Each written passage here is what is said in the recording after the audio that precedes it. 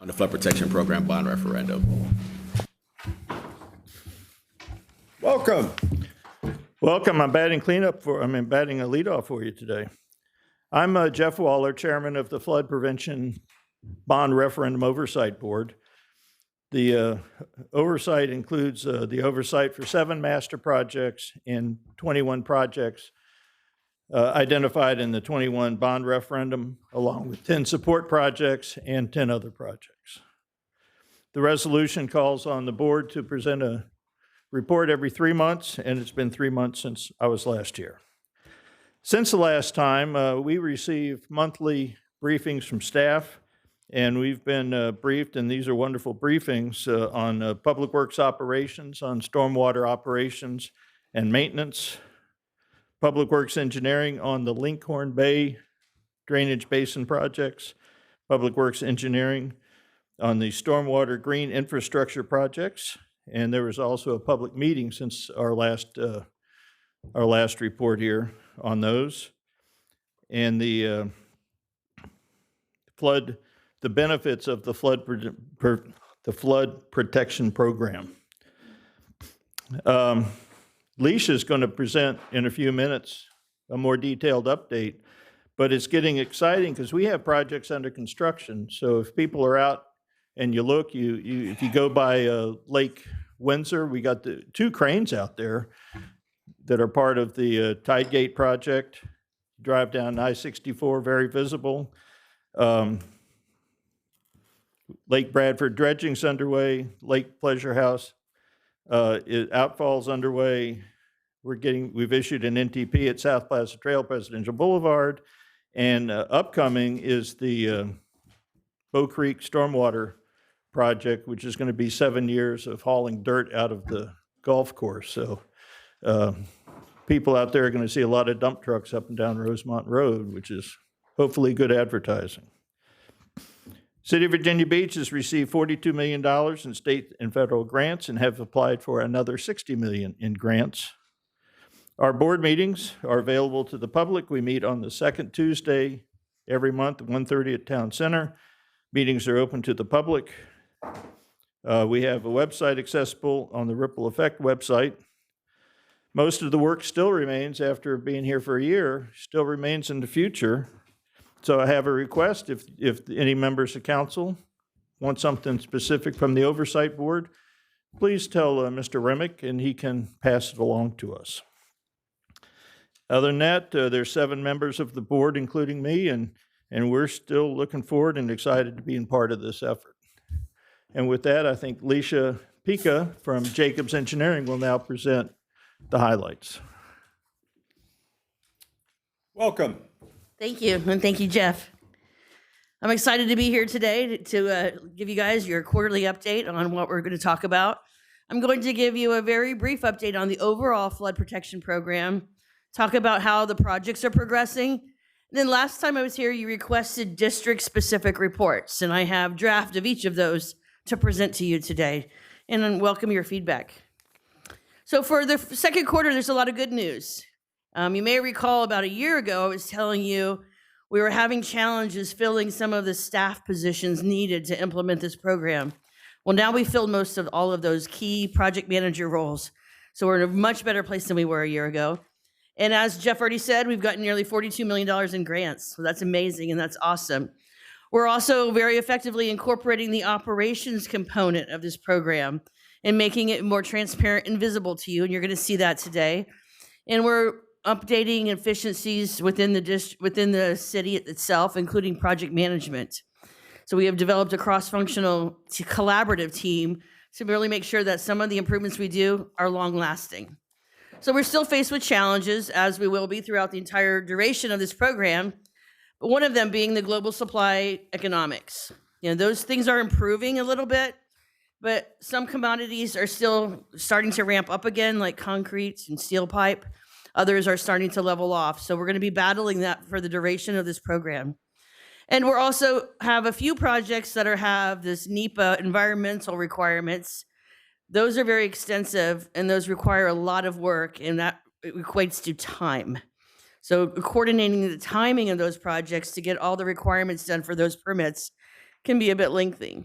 And one thing that we've noticed lately is that the Army Corps of Engineers is a little backed up on their staffing and reviewing our permits for dredging the lakes. As you know, there's a lot of lakes that are being dredged, and they're taking a long time to get us our permits. And those are because of environmental issues, species identification. So our team, the city's team, Mr. Poland, met with the Army Corps, and they're going to attempt to make these flood protection lakes a priority.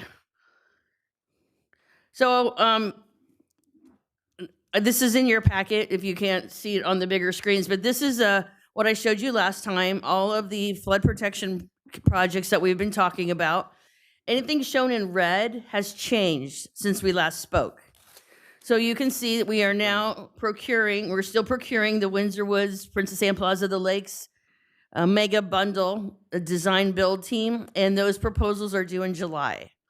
But I'm happy to report that we had two things that progressed to bidding, and one has progressed to construction. So we NTP'd the South Plaza Trail, Presidential Boulevard drainage improvements. That's now in construction.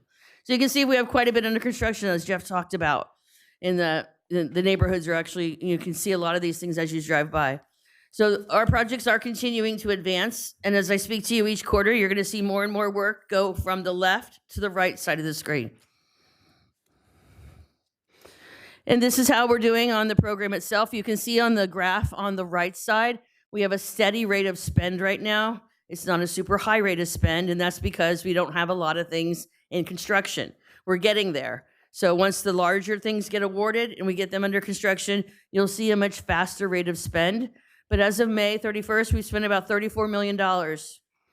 We got a long ways to go. But what I want to show you today is how the operations projects are impacting the flood protection program. It's not just the bond referendum projects. Those were a catalyst for us to do a lot more work than you've done before. But these are completely separate projects from the ones I just showed you.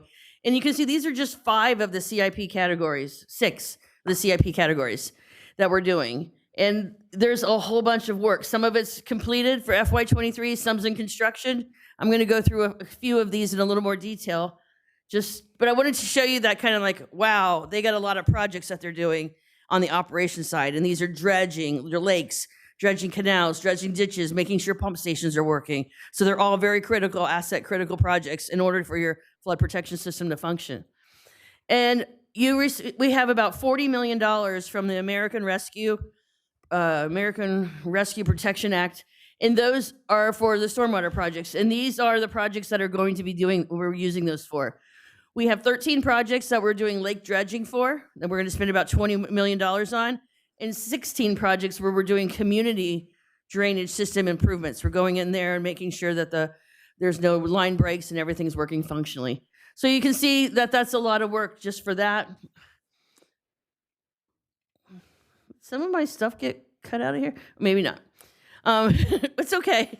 But we're in progress right now. So we've spent about $8 million of the 40 for the ARPA program. So but the good news is you can see all these dredging projects that are showing up bidding process. Those are going to go to construction very soon. So by the next quarter I'm here, we're going to have a lot more in construction and completed.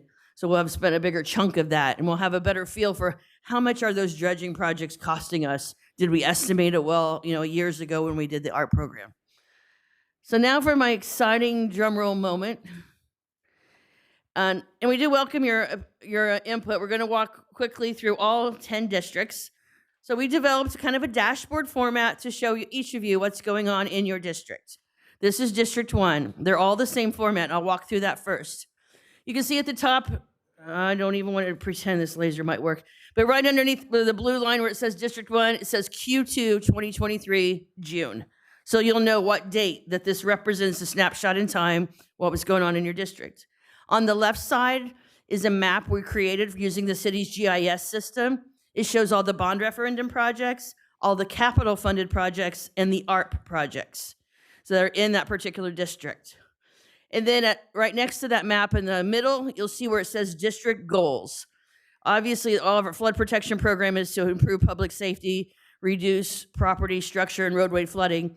But we also wanted to remind you specifically of the projects that are active in your district. What do we want to get out of those? Like District 1, we're looking at projects that are focused on wetland and floodplain restoration. And we're constructing living shorelines in certain places. So those are very forward-looking, sea level rise, climate adaptation, in addition to public safety. At the top right, you can see a blue box. And that blue box is showing you which communities for this phase of the program are having the benefit. So Elizabeth River is getting most of the benefit, those who live around Elizabeth River. And you can see that, what we're really accomplishing is there are 5 priority neighborhoods that we're improving the drainage system in. And that's under our accelerated program through the ARP program. And you can see at the bottom little table, these are the active projects that we've talked about, whether they're bond referendum, capital funded, or through the ARP program grant funded. So the ones in blue represent bond referendum projects. The ones in green represent grant funding projects, and the ones in orange represent capital funded. So you can see there's obviously it's going to be just very district to district, but what's going on. But this lets you know what's going on in your district and what status is it. Is it in design? Are we just planning it? Is it finished for this fiscal year? So those are kind of the high level run through about what we're presenting you district by district. I'm going to go ahead and run through all 10 of them, let you kind of think about it, and if you want to give any feedback.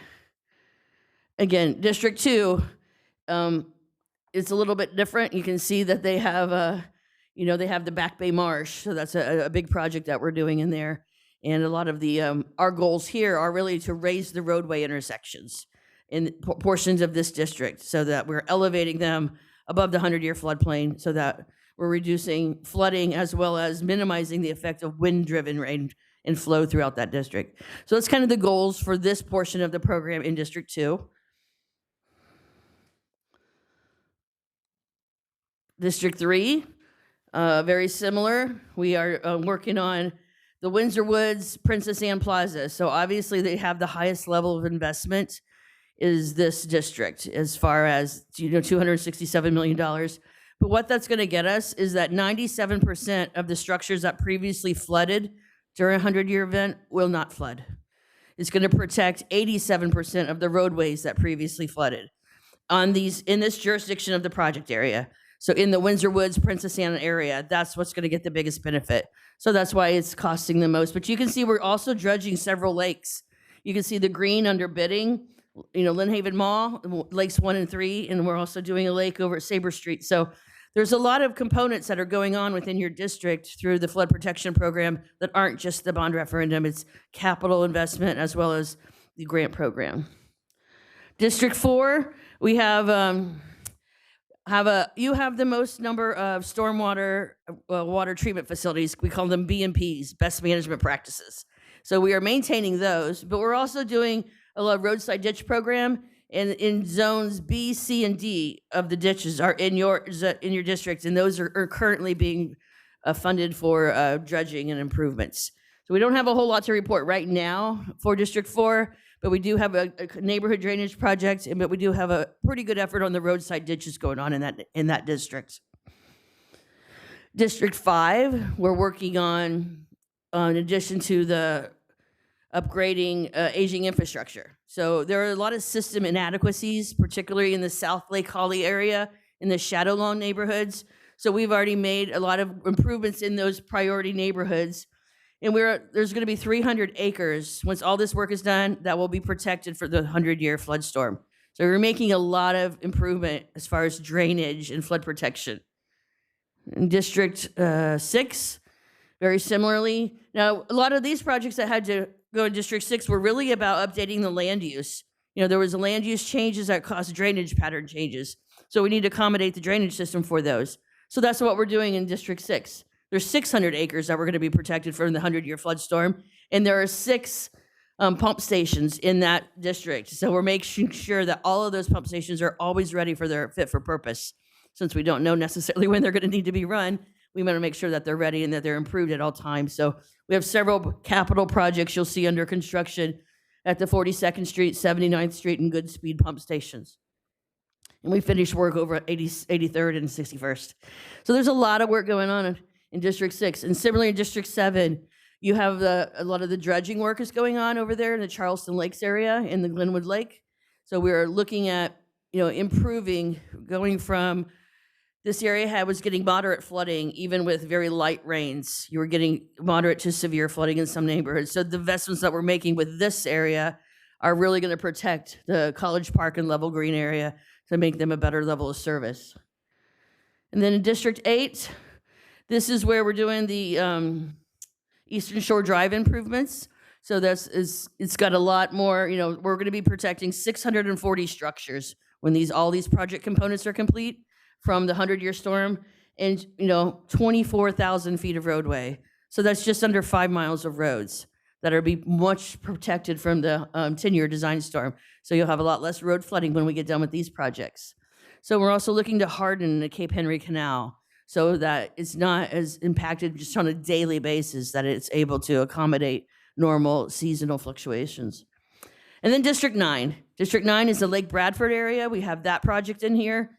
In Lake Bradford, we're looking at 3 major arterial roadways in the Northampton Boulevard, Pleasure House Road, and Shore Drive. A lot of those projects are in construction right now.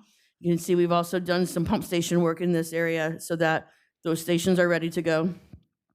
And this one will have protected 93 structures within the District 9 and 12,000 feet of roadway. And last but not least, District 10, our goal here is to really maintain access through thoroughfares and making sure that the lake dredging is happening. So here we have the lakes portion of the Windsor Woods, Princess Anne Plaza Lakes schedule. That was one project that we're bidding together. This just represents the lakes portion. So they're getting the benefits in those neighborhoods and on Holland Road. But you can see we're still doing a lot of dredging over in Chimney Hill and Salem Village. So these reports are just, and like I said at the beginning, we welcome your input, your feedback, whether it's through Patrick, Mr. Duhaney, or whoever you would like to send it to. We want to make sure that you feel like you have an understanding of what's going on in your district. And if you want more information, less information, we'd be happy to adjust the reports as accordingly. We are presently planning on providing them to you quarterly. If you want to see them more frequently, it may not be a great value because things don't change that fast. But we'd be happy to provide them for you on a more frequent basis. So with that said, I am happy to answer any questions today. Any questions? Worth and then Amelia. Thank you, Mr. Mayor. Thank you, Ms. Pica and Mr. Waller, for your report. This is really important to do this every quarter. Can you tell us a little bit more about the role of Jacobs and how you all interact with us and represent? You're essentially the owner's representative, if you will. We're your program manager, and I only say that because your owner's representative, we have separate owner's representative categories on design build projects, and that's not us. But as your program manager, we are helping to oversee that your staff is facilitating all of these projects. We're helping to bring process improvements, efficiencies to your system that we've learned from other programs. And we're also kind of like auditing in a way. We're like an auditor, are we spending these monies right? Are we doing them the right time? We coordinate with finance, we coordinate with communication, we coordinate with procurement, and we also coordinate with engineering and stormwater and public works, obviously. So we're providing high level guidance. We're also providing staff augmentation. We have a project manager that's going to be working on one of the projects for when we didn't have enough staff. There's another position to be filled. And then we're also working closely with integrating operations into the reporting and just making sure that their data sets are clean and that they're going to be able to be more transparent with how they're spending the money. They're spending it and they're doing a lot of work, but the nature of it, they don't necessarily have somebody who can help translate that for them. So we're setting it up in a system so that they can do that moving forward. So it's not a vision that we'd be here forever. We're just really here to make the change, the culture change, process change, and give you the tools that you need to run the program yourself eventually in the phase 2. That's the other component. We're going to be working on, by the end of this year, this calendar year, you'll have finished all the drainage basin master plans, and we'll have a better idea of what needs to happen after all this work. What's the next chunk? So we'll be able to work with you and strategize with you on what does the next phase of the flood protection program look like after this 10-year window. But we wanted to get all the drainage basin plans done, and you have several consultants working on those and modeling all that and making recommendations, and then we help put that together for like a 30-year strategy. We do a whole bunch of stuff. We've done some assessments of your operations team. We have, Jacobs is a large firm. They have people who design things, people who design build things. They have people who operate facilities. So we brought in our operations team and just kind of took a quick look at how is your stormwater system operating. What are they doing well? What could they use some help with? Are they staffed right for the future when like the Windsor Woods giant pump stations and tide gates come online? Do they have the right people? Do they have the right equipment? Do they have the right tools? So that is an assessment that's ongoing, and that report will be coming out very shortly. Okay, Amelia, Thank you so much. then Barbara. And Mr. Waller. This is very important to me because when you look at money spent in one other area compare is the environment and difference with what you have to use. So now I'm more aware that we have much more BMP compared to the other for the river because of our environment structure. Yeah. And also with that, that will help for the neighborhood, like over by off Baker, where you have the Herbert Moore, right there, and they have this drainage problem Okay. going to Enoch Baptist. And I know about the Lake Taylor right along there, and then the LNG where you come to Lake Smith. So this really helps clarify when we're talking to our residents about why and the reasons. Yeah. Thank you so much. You're welcome. Okay, Barbara. I think it's very good that you're including the operations and maintenance in this too, because I think that that reaches so many neighborhoods faster than these long projects are. So that's very good. And I like the district by district accounting. I think that allows us to speak to it a lot better. And also, I would just be concerned with this chart about the finances and the estimates of spending seem to be up pretty high, and I don't expect you to answer it today, but just so that we can keep an ongoing bit of attention to this, how are we going to accommodate this? I know we're getting the federal and state grants, and that's really important, I suppose, to make up for this this increase in estimates or whatever. So we've got to watch this chart pretty closely, I think. Well, if you want to come. Patrick. And Mr. Mayor, members of council, as we previously communicated, this is something that LJ, the finance director, Letitia, the budget director, Kevin, and I, and Leisha with Jacobs, we're focusing on almost weekly, right? There isn't a time for you, it isn't necessary for you all to make a policy decision right now, but we're monitoring it to kind of keep you all abreast of when you actually need to make those policy decisions. We are keeping it in our minds as we think about the overall city's debt metrics, the city's financing, the city's financial models. We are keeping that out in programming of all the different projects, CIPs, and future needs that council has. We don't need a decision from you all now. This is really just for situational awareness to keep you all alert in the forefront of your mind that we are seeing the bond referendum, like the rest of our CIPs, school CIPs, increase in tremendously. But as we Leisha's hinted at a couple times as well, there's some fluctuations that'll come that'll make some of these commodities more normalized in the future.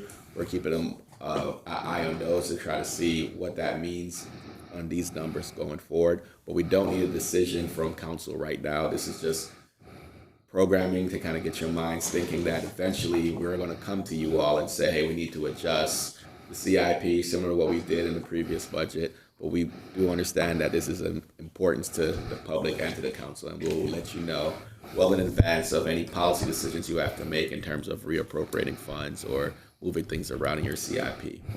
I appreciate that because I think it's important that we keep not only the council but the public aware of just how things are going.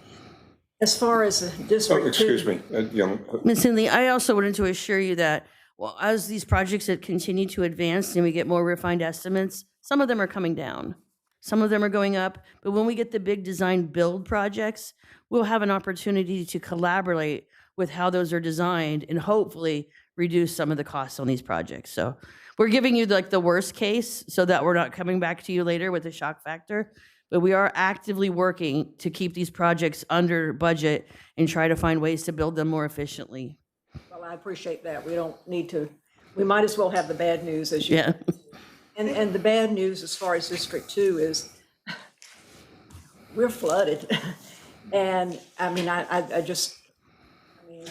we were flooded before last night and the night before because of the wind tides. It's been a while since we've had a lot of problems with the wind tides, but knowing that these projects aren't going to do a thing in the world for that situation. Of course, eventually, I guess we will get Punga Ferry Road elevated some in that intersection at New Bridge and Sandbridge. But as far as the rest of it, it's the main thing is watch it and make sure those high water signs get out as soon as we start seeing it, because it's been flooded all weekend. Of course, I made the mistake of hoping it had gone down some when I came over here and went through some pretty high water. But it's not going anyplace until the wind shifts. And all that rain last night didn't help a bit. Yes, ma'am. Your operations manager, Philip Cutter, and myself were out this morning driving the roads in your neck of the woods, and to the degree that we could. There were a couple of areas we just flat out didn't feel safe going through. And for those of you who are not familiar, we're talking water levels on the road of 1 to 2 feet, 18 inches, 24 inches of water on the road. That is being driven by the wind coming out of the south, blowing northwardly, and we've seen that trend over the last couple of days, and it has steadily brought that water level up. We're looking at the weather forecast. Looks like we're going to get a little bit of a reprieve this afternoon and this evening, maybe a little bit tomorrow, but then it shifts back to the north again and lasts that way through the weekend. I do think that it's going to have an impact on the folks along Muddy Creek and Charity Neck and in those areas. They're going to notice that this is a longer lasting event than they would be comfortable with.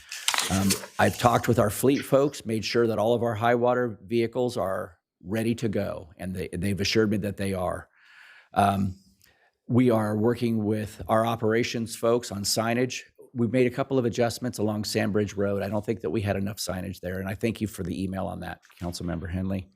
We're going to put up some variable message boards for those tourists who are not familiar with Sandbridge Road and not used to this. We're going to try and get some of that reallocated from the events that we had over the weekend, understanding that we still have some other events that are coming up this weekend. So we're trying to shuffle some resources around to try and make this a little bit more transparent. We are looking at Indian River east of the bridge to Pungo. We're having some problems with the pavement condition. We're not going to be able to do anything with the pavement because it's underwater. So there's a potential that we might have to close that section of road for a little while. But to your point, ma'am, we are very much aware. We have crews, but as we're very much aware, there's nowhere for us to take that water to. This is not a maintenance issue. This is not about the ditches not being cleaned out. This is not about the culverts not being big enough. This is the wind blowing the bay up onto our roads and up into our citizens' yards. We understand that they're struggling, and we certainly look forward to the things that we can do with the green infrastructure projects, and we're looking forward to that. But this is going to be a tough week for them. Well, at least school is out, and so we don't have the school buses and the kids trying to get on the bus when they can't even stand in the water, so thank goodness it's after school is out. But the tourist situation, particularly coming down Indian River Road, I mean, they're not expecting Indian River Road. And so those high water signs really need to be up more at the pre-intersections rather than closer to the bridge, because once you get in that line of water, you can't turn around. So people need to be warned before they get into Indian River Road. And at this time of year, that's where a lot of the Sandbridge traffic comes, is down Indian River Road. So watch that one as well. Yes, ma'am. And as I said, I kind of expect we're going to close Indian River because of the pavement condition. We're having a little bit of raveling issues on the edge of the road. And so not only is it covered, but then what's under the water is a little bit difficult to navigate. So I expect we're going to work with police department to close it. We have not made a formal announcement. We will through media as soon as that's taken care of. But at this point, that's what we're looking at. And we're probably going to have to wait till the water goes down before we're going to be able to get out there and make the repairs. Well, I know beachgoers aren't going to be happy to have that north wind, but we're looking forward to it. As sooner the better. Thank you a lot. Just keep an eye on it, please. Okay. Thank you. Thank you. Anybody else? Thank you for a great presentation. We look forward to the progress coming in your next one. Thank you. Okay, moving on. Proposed amendments to the city's towing ordinance. Members of council, I'd like to introduce you to Donna Hernandez. She is an assistant city attorney in my office. She has been working with the liaisons to the Towing Advisory Board, and at the request of the mayor and Mr. Remick, she is here to make some comments about proposed changes to the towing fee ordinance. Thank you. Welcome. Thank you. Good afternoon, Mr. Mayor, Vice Mayor Wilson, and members of City Council. And my name is Donna Hernandez. I'm an Assistant City Attorney, and I will be giving this presentation at the request of the Towing Advisory Board. Some background information: the Towing Advisory Board was established in 1993 by City Council. Its purpose is to review any proposed changes to the city code related to non-consensual tows of unauthorized vehicles from private property, and to make recommendations to City Council about any proposed changes to that ordinance. There are 3 members to the board. There is a representative from the police department, a representative from the towing industry, Mr. Brad Volner, who is present today, and a citizen representative, Mr. Jack Dressner, who is also present. So before I go into the actual change that they are requesting, I just wanted to give some background on state authority for setting fees. State law allows City Council to enact ordinance setting reasonable limits on fees charged for the removal of motor vehicles, trailers, and parts thereof left on private property. State law also creates a default fee if a locality does not have its own ordinance. The default fee is $150, and that fee increases to $180 if the tow occurs between 7 p.m. and 8 a.m. or on a weekend or holiday, and then further increases to $210 if the tow is on a weekend or holiday and during those nighttime hours.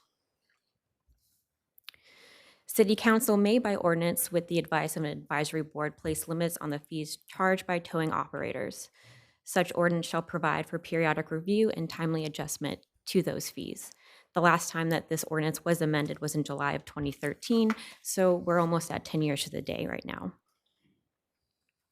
The current city code section, and that section is 21-407, provides for 2 weight classes of vehicles. The lower weight class is 11,000 pounds or less, with the fee being $145. If a vehicle is greater than that amount, then the fee is $285. The city code provides for a storage fee of $25, which kicks in after the first 24-hour period in which a vehicle is towed. So if a vehicle is being held for less than the first 24 hours, an individual is not charged that storage fee. Furthermore, if any vehicle is not redeemed within 72 hours after it is towed, the tow truck company shall be entitled to recover an additional fee, not more than $75, as payment for the cost of any search conducted to determine who the owner of the vehicle is. So how that works in practice, for example, would be if you live in an apartment complex, you have a reserved spot, some random person parks in your spot, you don't know who it is, you call a tow company. The tow company tows the vehicle, you don't know who the owner is, and that person doesn't reclaim their vehicle within 72 hours, then the tow company will initiate a search with DMV. There is a fee that the tow companies have to pay to DMV to start that fee, and additional costs can arise in going through that search. Now, going through the proposed changes recommended by the Towing Advisory Board. They are recommending for a creation of 3 weight classes for vehicles, and to increase the fees for both the towing and storage of those vehicles, as well as to increase the administrative fee, which again is the fee for locating the owner of a vehicle if it's not reclaimed within 72 hours. There is also a request that is mandated by state code, which I'll explain more a little bit later, that allows for tow companies to charge up to a $20 surcharge to cover the cost for gas for each individual tow. The draft ordinance adjusts the maximum fees every 5 years until 2048, and calls for the Department of Budget and Management Services to create a report every 5 years to review consumer price index reports related to towing fees. That report will then be provided to City Council and the Towing Advisory Board. The creation of that report will help allow the Towing Advisory Board to determine if fees need to be adjusted further, whether with an increase or a decrease, depending on what the inflation rates are. Likewise, upon receiving the report, City Council can recommend or request the Towing Advisory Board to make changes as well. So this is what the changes look like within the draft ordinance. This chart is in the ordinance. So you'll see the different fees at each 5-year mark. So in between each 5 years, the increase accounts for up to a 10% increase. The 3 weight classes are 10,000 pounds or less, 10,001 pounds to 17,999 pounds, and 18,000 pounds or greater. Now, most vehicles, personal vehicles, will fall into that 10,000 pounds or less category. The heaviest vehicle I could think of is a Ford F450 Super Duty, and the curb weight of that is up to 8,500 pounds. So even that would fall in that lower range. In that second range of 10,001 to 17,999 pounds would be vehicles like minibuses and food trucks like you'd see over at the oceanfront. And then, of course, the heaviest vehicles would be things like transit vehicles, school buses, dump trucks, and things of that nature.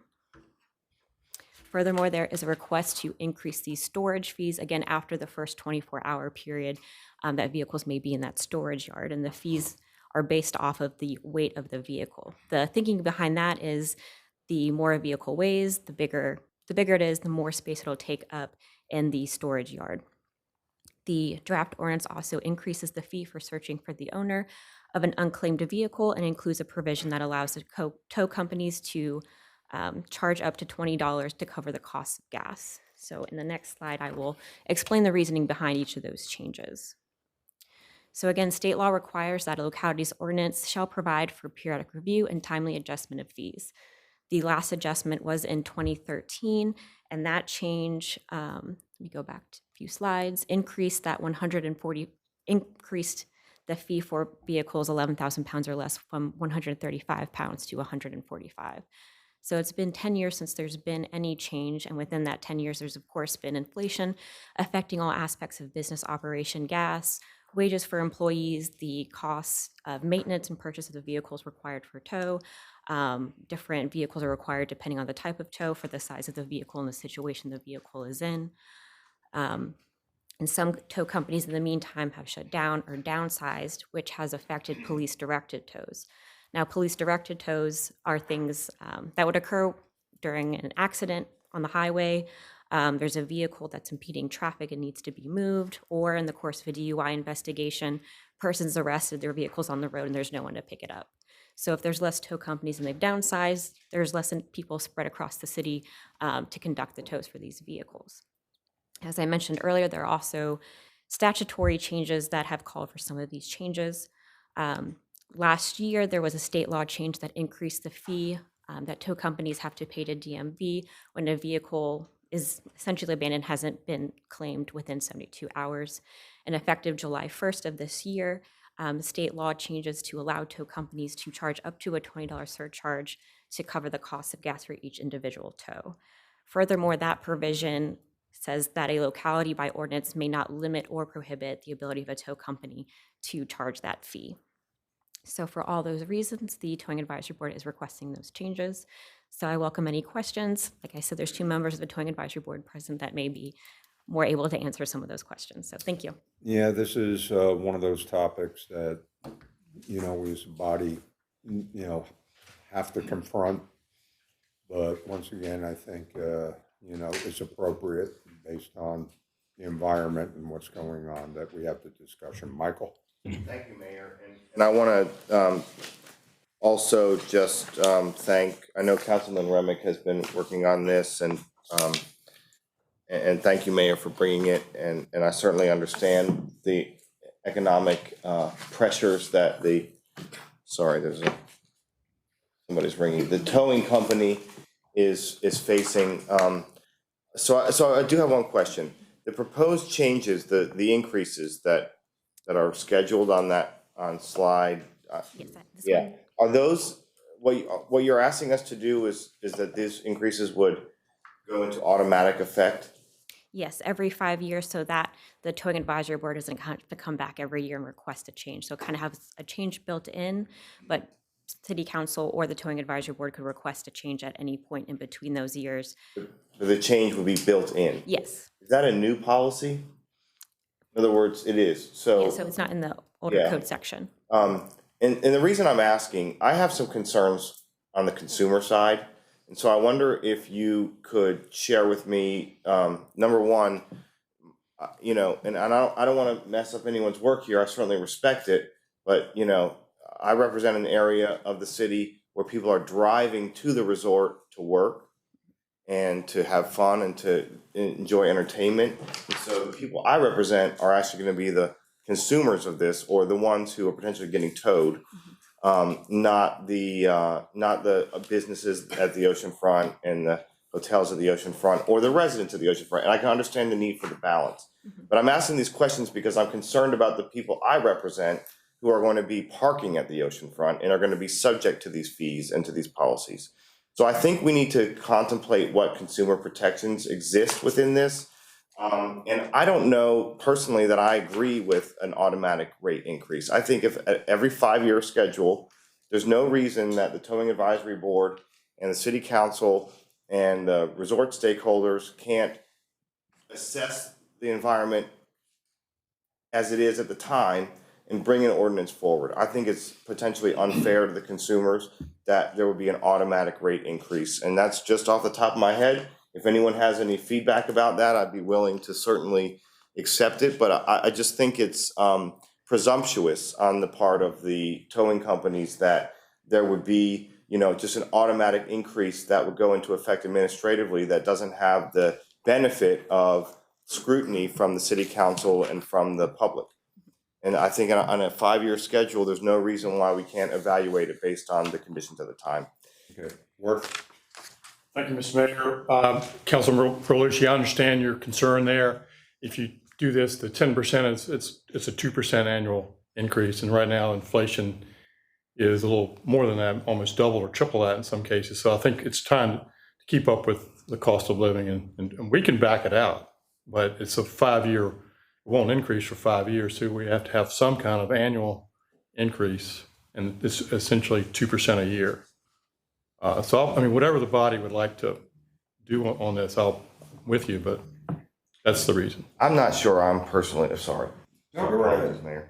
I'm just not sure I'm personally comfortable with an administrative increase every 5 years without analysis and scrutiny. I don't think that's a responsible course for the public, especially for the people I represent who are going to be the ones who are being towed. This is an annual increase, not every 5 years. Yep, Barbara?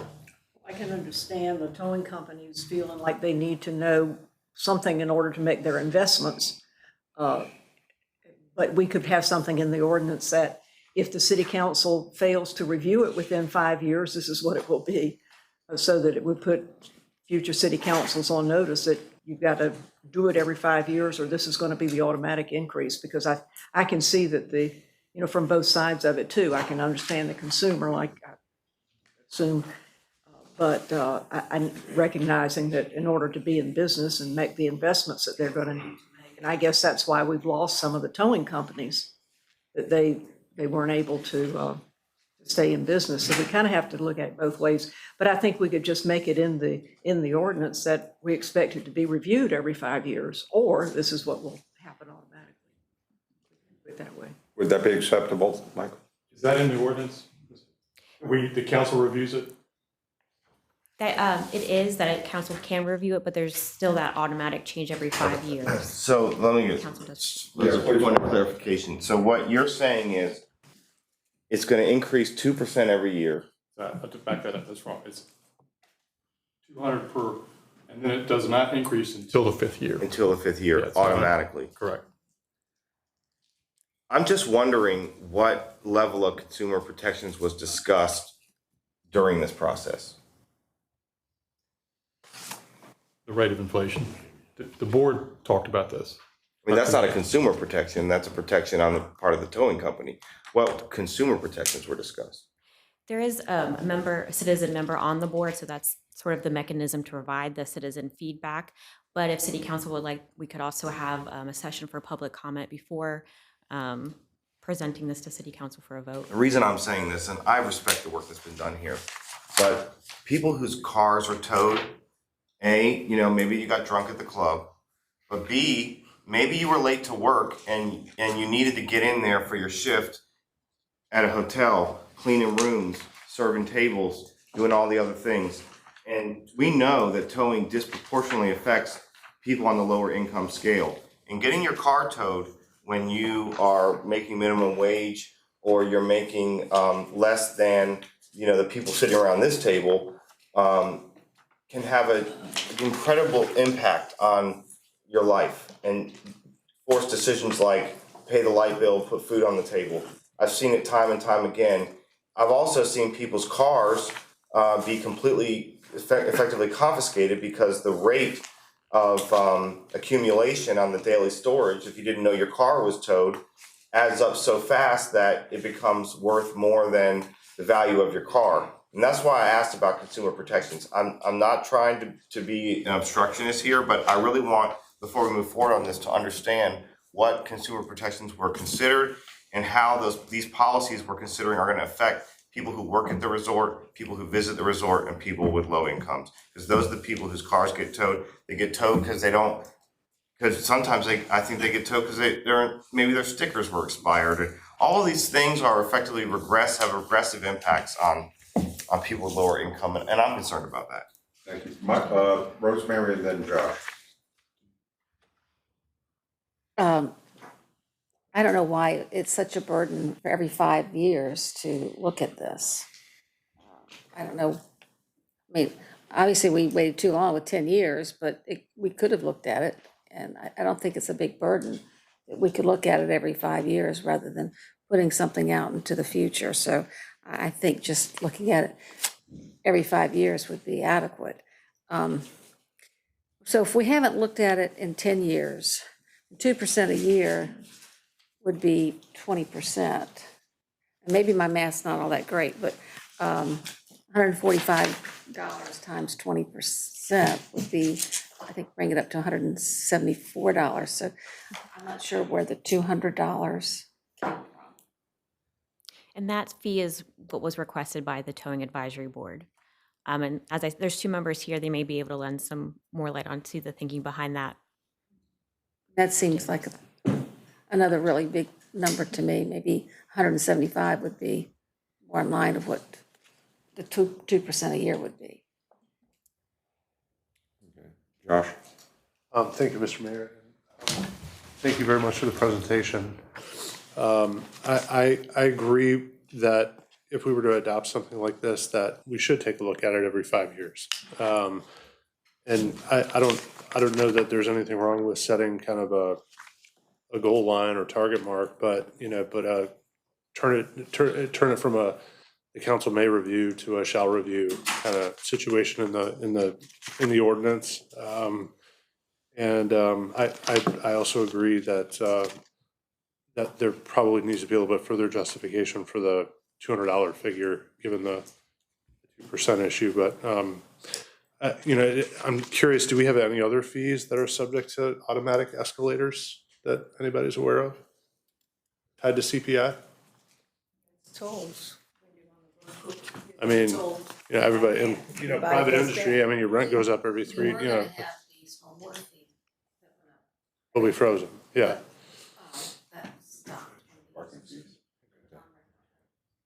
Okay, Patrick?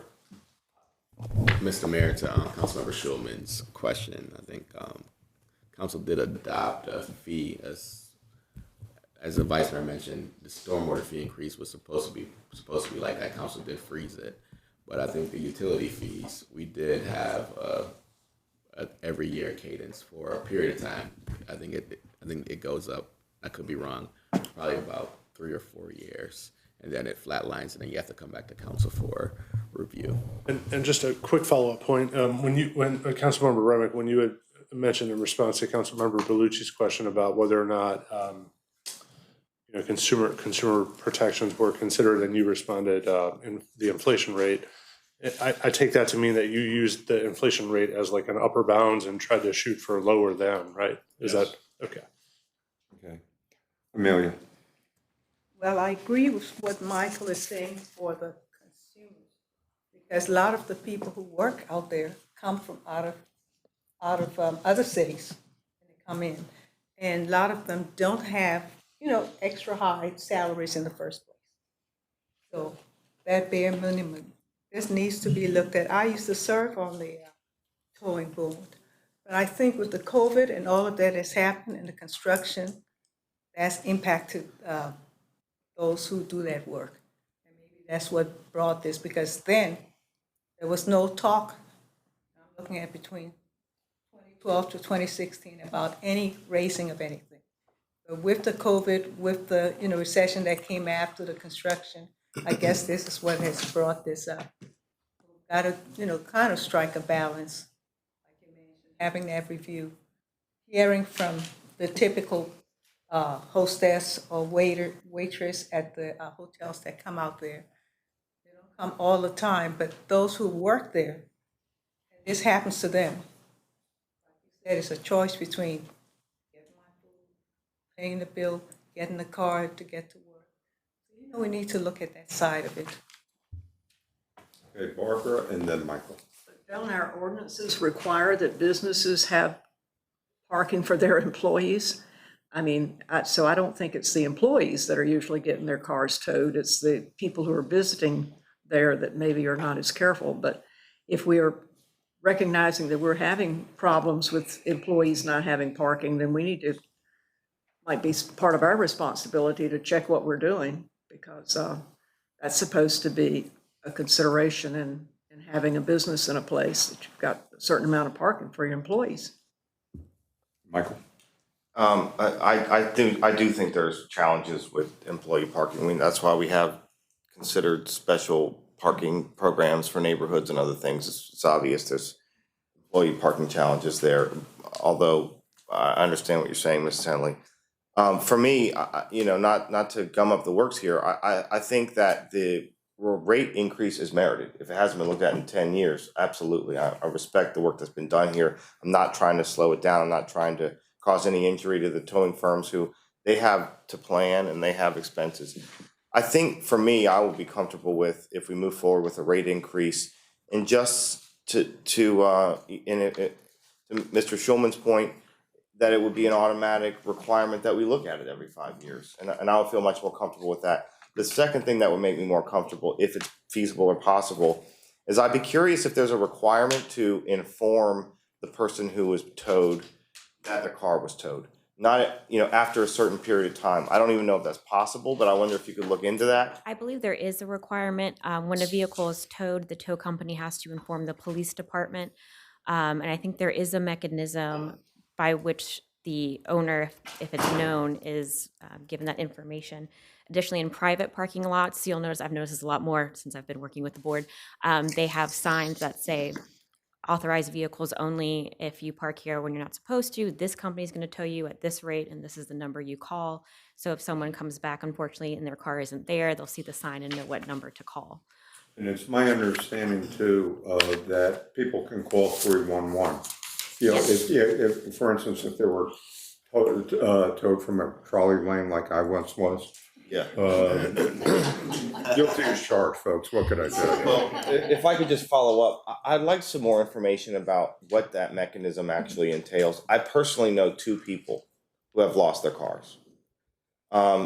If you live in a walkable area like many places are, and maybe your sticker is expired and you didn't know it, or you thought you could park in a residential area and you don't have a sticker and you didn't know it, and maybe you're visiting your in-laws for 2 weeks. And I mean, there's all kinds of hypotheticals I could present to you, but I know 2 people who have lost their cars. So I've seen the effect that these policies can have. I also recognize you need to park legally, right? So, but I'm just curious what the policy is for notifying people. And more than, my car was towed once, and it was when I lived in another city, and it was Super Bowl, and I didn't drive my car for almost a week and a half, and I had to pay that daily rate, and it was a very high bill. And I would have liked to have been known that my car was towed. So I have, experiences with people I know and myself that inform where I'm coming from on this. I also recognize the needs of the towing company, and I hope we can find a balance. I'm not sure we have to date. Yeah, worked. So I appreciate the discussion around the table here. If I could recommend going forward that the members of the Towing Advisory Board, along with Ms. Hernandez and myself, take this discussion into hand, and then come back in formal session with a proposal ordinance that takes, again, this discussion into, change from can to shall review in 5 years, and some consumer, yes. Yeah, Rosemary. And also. And the rate. And the rate, because if you're talking 2% a year, a $55 increase is pretty significant. Yes. And probably on the other categories as well, but Justification for the rate, yes. Okay, Patrick? Mr. Mayor, I could offer something to Councilmember Remick for the Towing Advisory Board. If council desires, there's a way to ensure that we keep a consistent reminder to them. We could also ask for the budget, because we do this with the citizens tax group, where every 3 years we have to update that and bring that to council for consideration of updating it. So you could ask to tie it in as part of the budget process, that we bring this for your consideration as part of that as well, if that makes sense. Just lastly, I want to again thank Mr. Hernandez for coaching me and advising me on this new role, as well as Mr. Jack Drescher, Chair of the Towing Advisory Committee. Thanks for coming down today, and other members. Okay, thank you, appreciate Thank you it. so much, and thank you for all your feedback. Okay, Mr. Duhaney, you're up. Mr. Mayor, members of council, at this time, Director David Topzinski of Emergency Management will give City Council a outlook on the current hurricane season.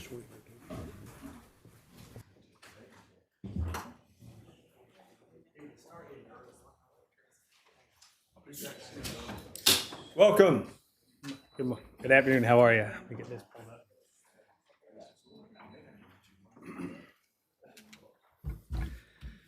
All right.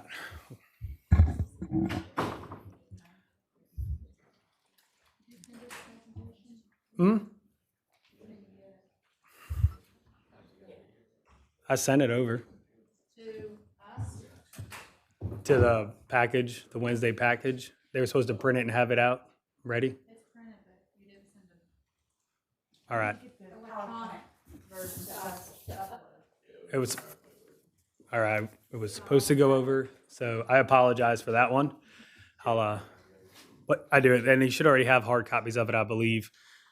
That's what, luckily I only have to come here like once a year, so I apologize, and if I come here more, I'm probably doing something wrong. So I do apologize. I thought I sent it over, and I guess it didn't make it over there, so it's only about 4 or 5 slides, and I just want to, what was that? Yeah, it should be in the packet. Okay, I apologize. I thought it was going to get sent through a channel, but my apologies to the council. But good afternoon. We're just going to give you a real quick overview of the 2023 hurricane season outlook, and what we're doing to get ready and prepare, especially given some of the recent events going on and severe weather. So in May, the NOAA issued their Atlantic hurricane season outlook. Not a whole lot going on there. If you take a quick look at it, they're really just 50-50 that we might have a storm. There are several reasons for it. Essentially, they're anticipating El Nino to warm up in the fall, which would lower the chances of a hurricane. But also the tropical basin of the Atlantic, though, is heating up now. So they really just don't know. So they're predicting a near normal hurricane season. But it's a weather forecast, and it's not just a weather forecast. It's a weather forecast for the entire Atlantic Ocean and Gulf of Mexico. So in case, a small area forecast is challenging enough, you're looking at a large half the globe forecast. So we're going to change over to our focus this year is we're really not paying attention to that forecast. Our focus is it only takes one, and it really doesn't have to be even a major storm or even a direct strike. There's a lot of variables that can impact us here locally, whether it's a storm off the coast causing coastal flooding, or significant rainfall, winds, et cetera. Some of the information we know is that from the past 10 years, flooding caused by tropical storms, rainfalls, is the single deadliest and most impactful hazard across the country, not direct strikes, not major hurricanes. And that's the mindset we're keeping in mind. Some other examples recently is tropical storm Isaias in 2020 produced multiple tornadoes in Suffolk and in Lancaster counties. And then the remnants of Hurricane Ida in 2021 caused that massive flooding, billions of dollars in damage, and over 40 deaths throughout the Northeast after coming to shore as a major hurricane. But all the impacts and deaths were hundreds of miles away several days after it was a hurricane. So our big concerns that we're really looking at here is that it's been quite a while since we had a significant storm. We have had severe weather, but we really haven't had wide-ranging citywide impacts from a storm, probably since Isabel, where we really saw it on a grand scale. We couple that with employee turnover and that loss of institutional knowledge, a lot of people changing positions, promoting, and then coming into COVID where we didn't have the chance to get people together and practice as they were changing roles.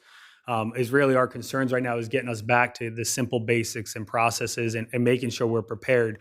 The recent tornado and special events, some other severe weather has shown that we are prepared, but we want to make sure we're prepared on that grand scale across the board for something widespread.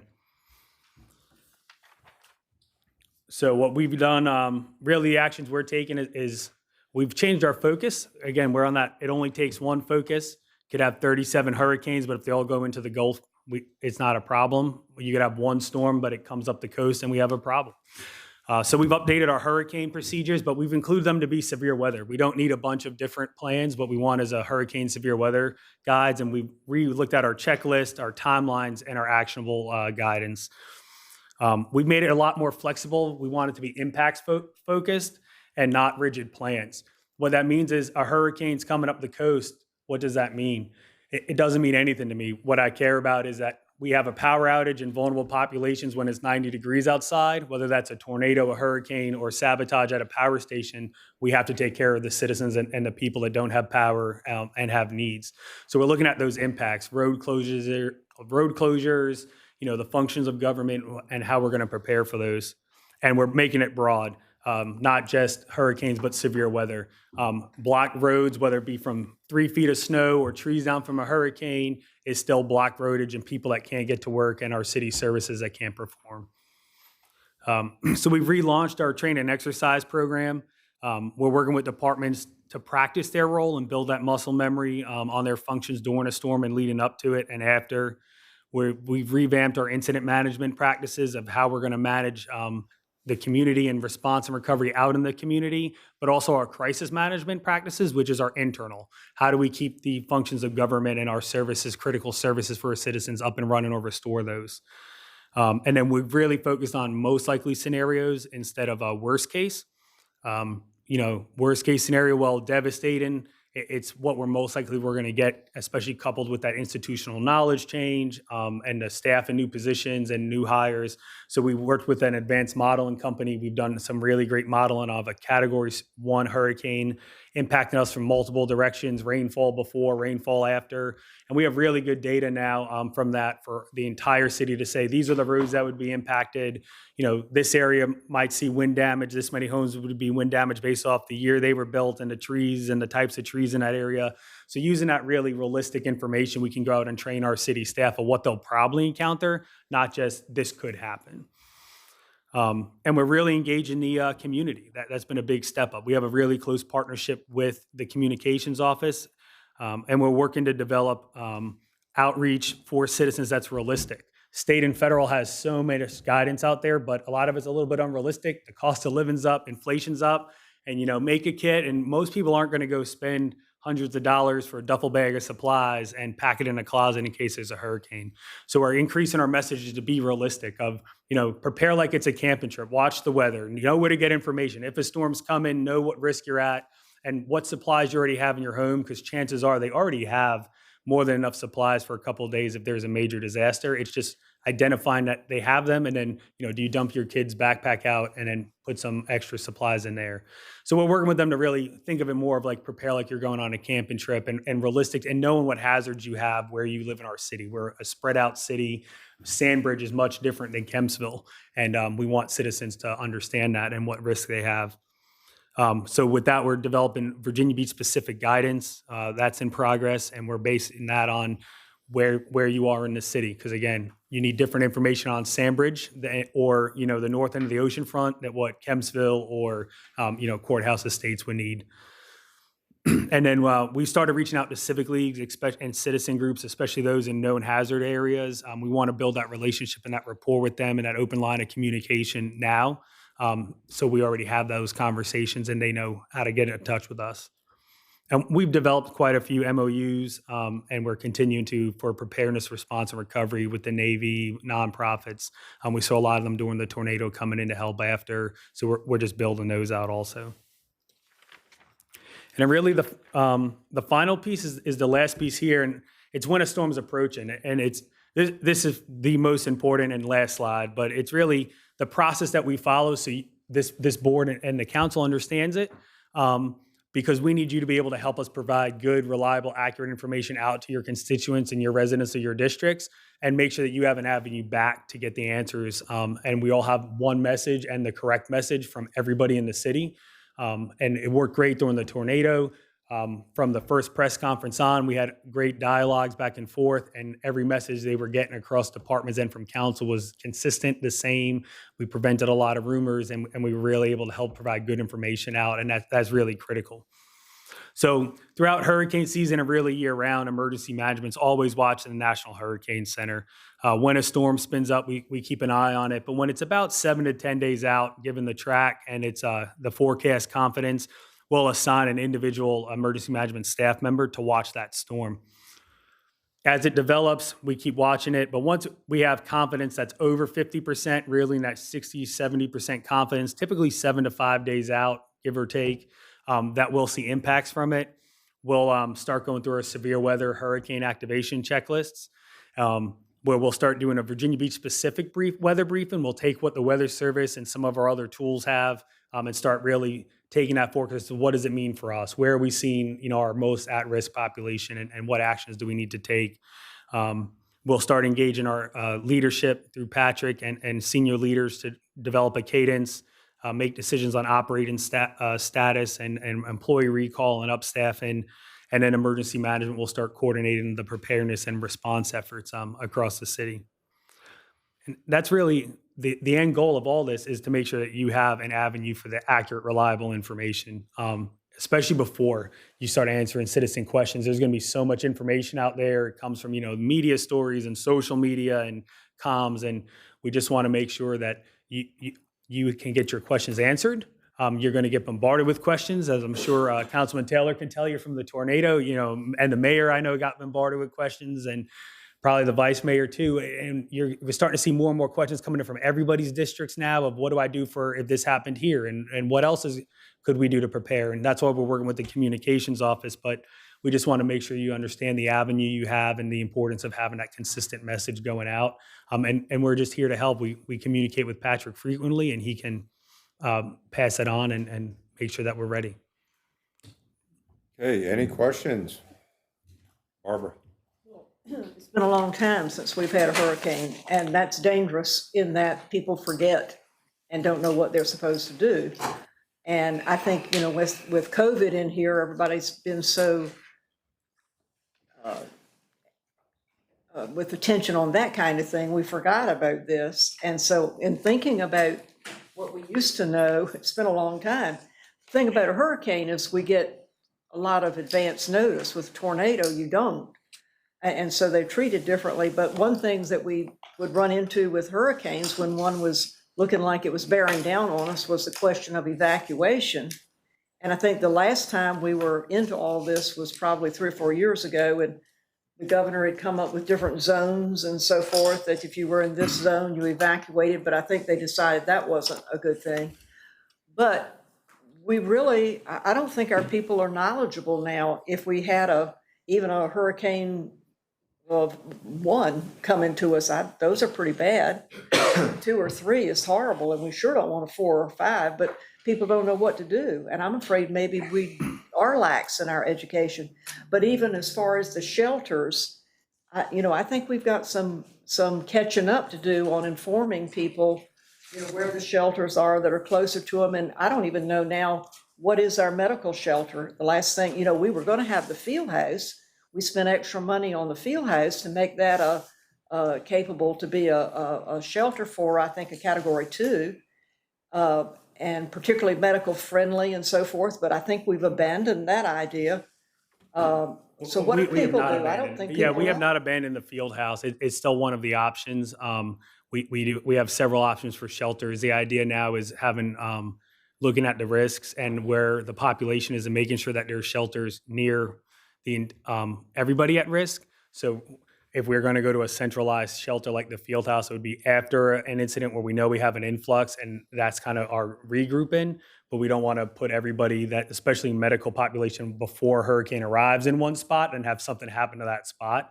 and then have them so far from their homes. So it really just depends on the storm's track and where we set up and that. But the field house is absolutely still part of our plans that for medical friendly. We recognize the investment made in there, and we're really looking at this point combining general population shelters with our pet and medical friendly in different sections of single schools. What we've seen from across the country is people show up, and if you have just a pet shelter there, they don't stay in the shelter and they go back out into the hazard because they're not going to leave their pet.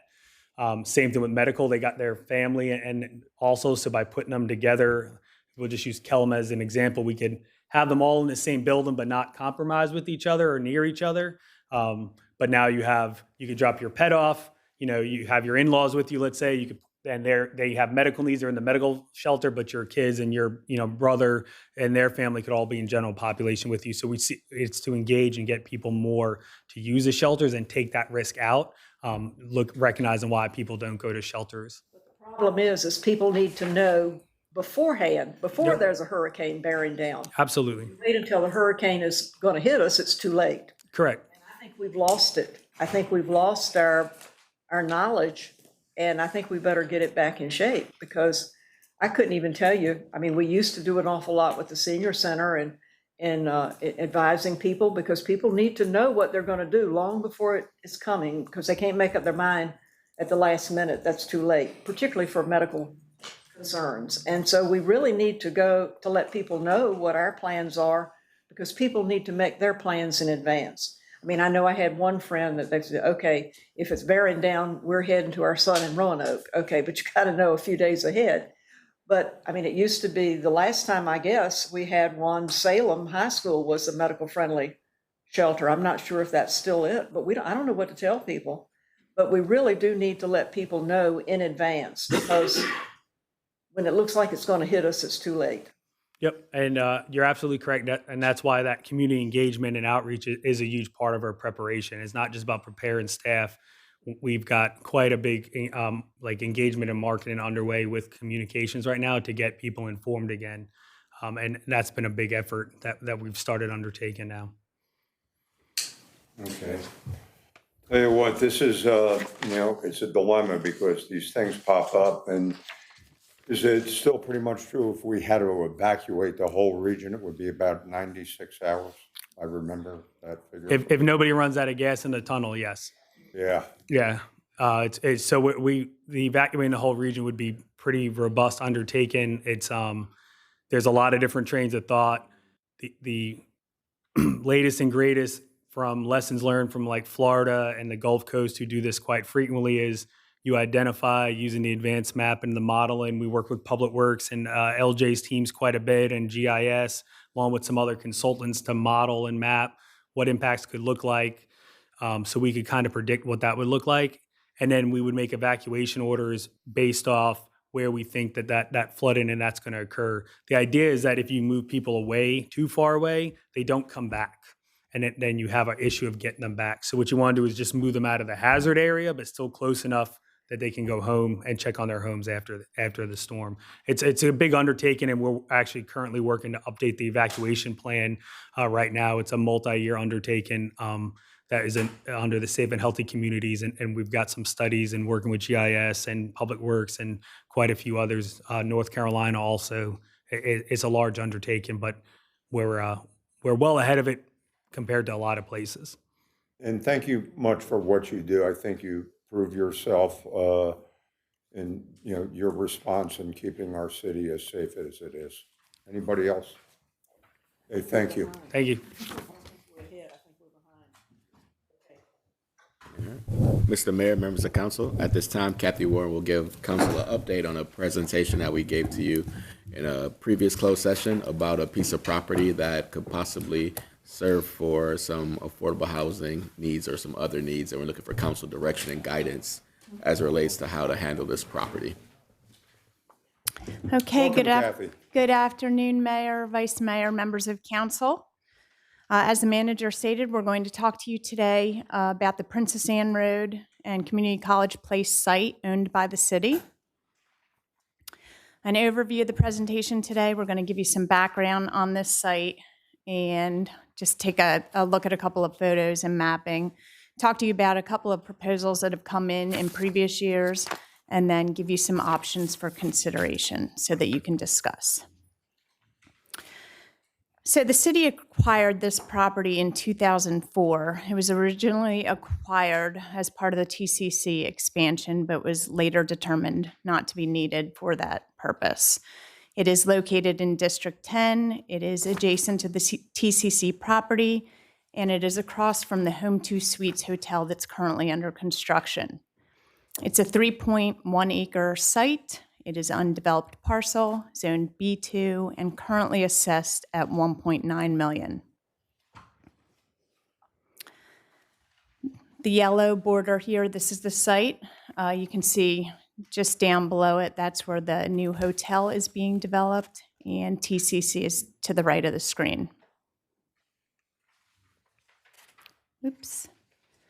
And then this is just a street view from Princess Anne Road, and then again, just an aerial. You'll see there's residential just to the north. So in 2021 and 2023, the city received 2 offers to purchase this property and develop them for commercial uses. Staff came to council, presented these, and then received city council direction in March of 23 to explore the site for potential affordable housing development. If rezoned to permit residential or mixed use, this site could accommodate approximately 60 multifamily units at a 5-story height, or 37 residential units at a 3-story height. And of course, if you were at a 4-story, it'd be between 37 and 60 units. And we had staff just do a conceptual layout here, which you'll see. The building is pulled up to the front of Princess Anne Road with parking and stormwater management. In the fall of 2021, you may recall that the Virginia Beach Community Development Corporation, or VBCDC, and the National Alliance for Mental Illness, NAMI, approached the city to request assistance in identifying suitable sites for affordable housing that could also provide services for those living with mental illness. Approximately 10 to 15% of the units would be reserved for low-income persons with mental illness, and the remaining units would be anticipated for households earning up to 80% of the AMI. A suitable site has been yet to be identified. We have vetted at least 2, and as we moved further along in the process, they were determined to not be suitable for this project. Just to remind you of the criteria, 1.5 to 5 acres is needed to develop a mixed-use project with up to 60 units, and to accommodate the office space for NAMI's regional headquarters. The site would need to be zoned B4 to accommodate the mixed use. It needs to be located outside of the greater than 75 decibel zone. It needs to be consistent, of course, with the policies of the comprehensive plan, and we are hoping that it would be located near a transit route for the future tenants. And then, of course, close to amenities and medical facilities. So for your consideration today, the city staff could, at your direction, solicit a request for proposals to develop the site to affordable housing and/or a commercial mixed-use development. We could also, at City Council's direction, work directly with the CDC to develop the site for this affordable housing project with NAMI. And then, of course, there's always other options that City Council could decide to direct us with. So we wanted to hopefully get some direction from City Council today. Okay, Michael, and then Worth. Well, today is a great day, because I think if you look on slide 7, you see a check mark next to all the different criteria that we've been looking for this project. I just did a quick Google search, and the first time this council heard about this briefing, although they have been working on it for a long time, was in February of 2022.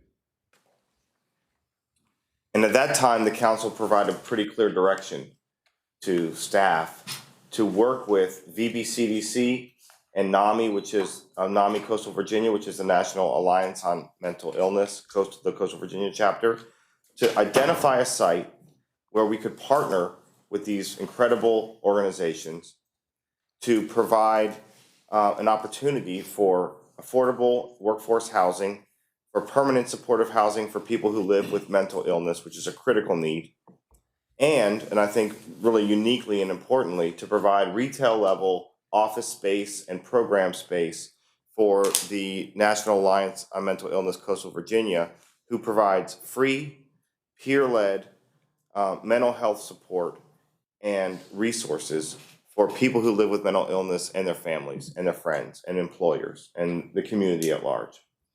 Currently, their office is located in a building near Town Center. It's a great office, but it's on a higher level floor. It's not accessible from the retail level.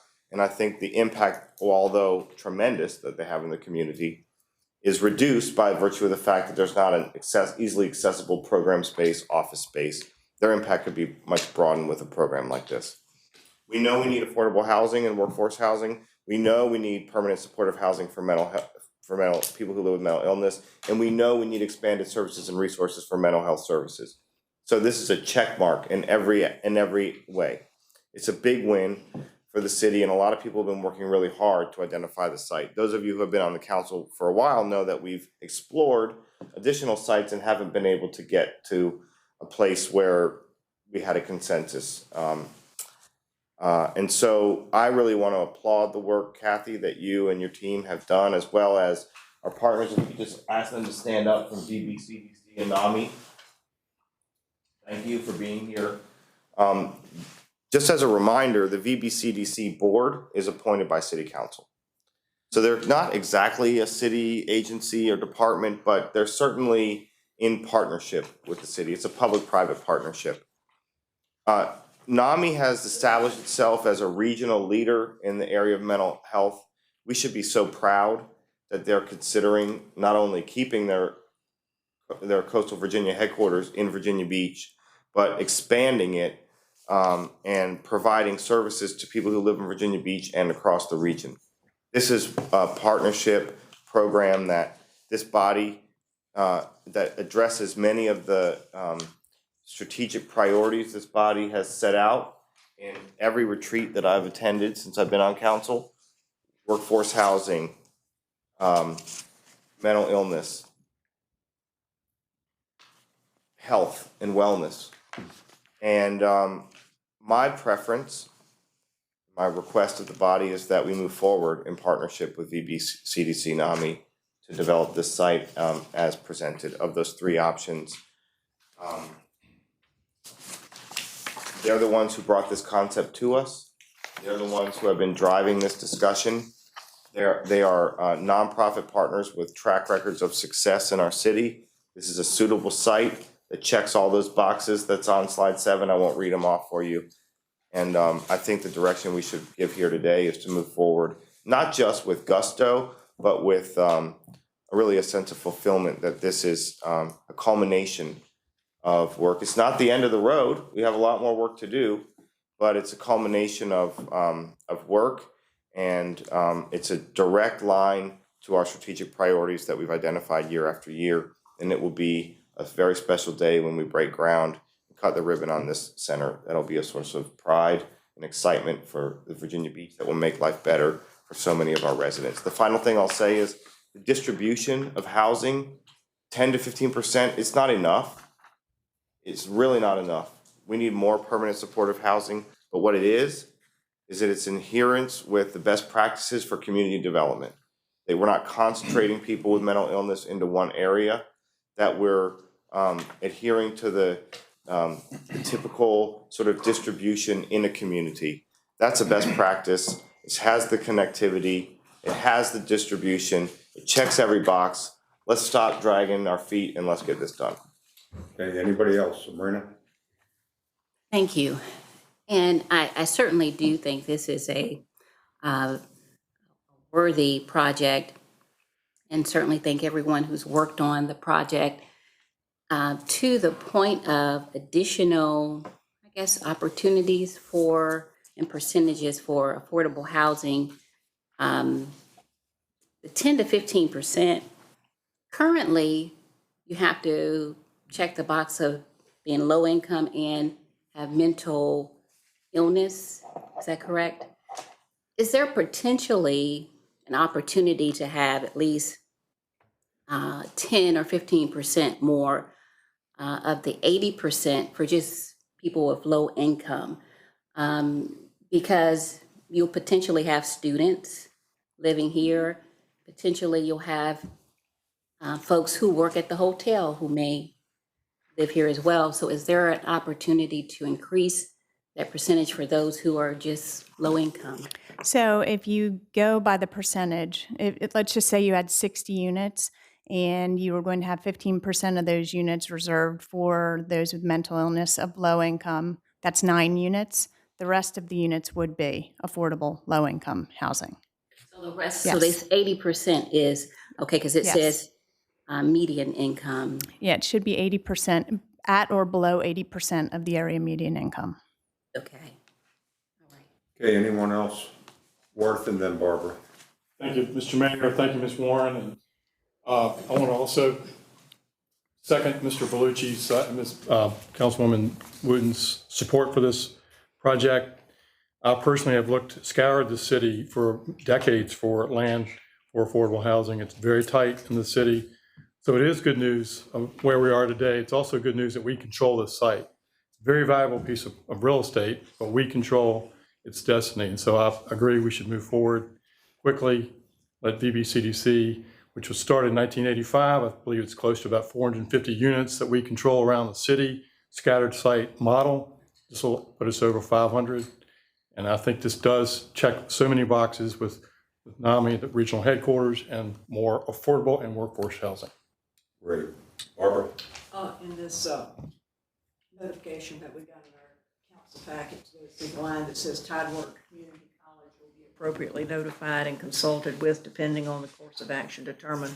When we purchased this, did we do it and make any commitments to TCC that we are now going to have to replace at some other place? No, sir. No, ma'am, we did not, no. So where are we in what is left now for TCC and higher education? So, from at least the previous conversations we had with them, I'm not aware of any other future needs that they have currently to expand on the site that we're talking about here as well. I do know that they're doing some work on their campus, but I don't think they need this particular property right here for an expansion standpoint. I think we have provided property for all of TCC and also the ODU, Norfolk State Higher Education, and I think there's more property in there. I just want to know what is left.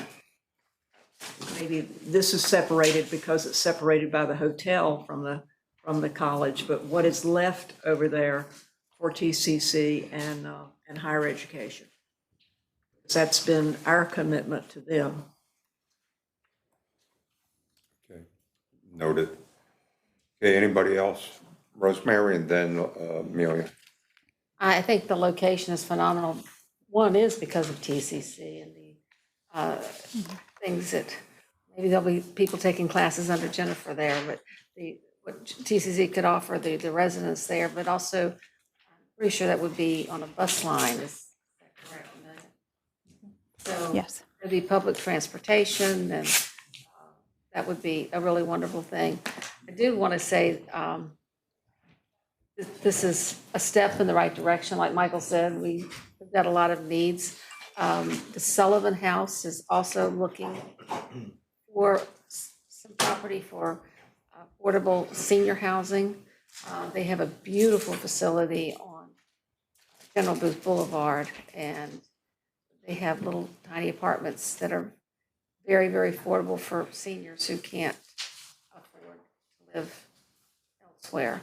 And they have a 3-year waiting list.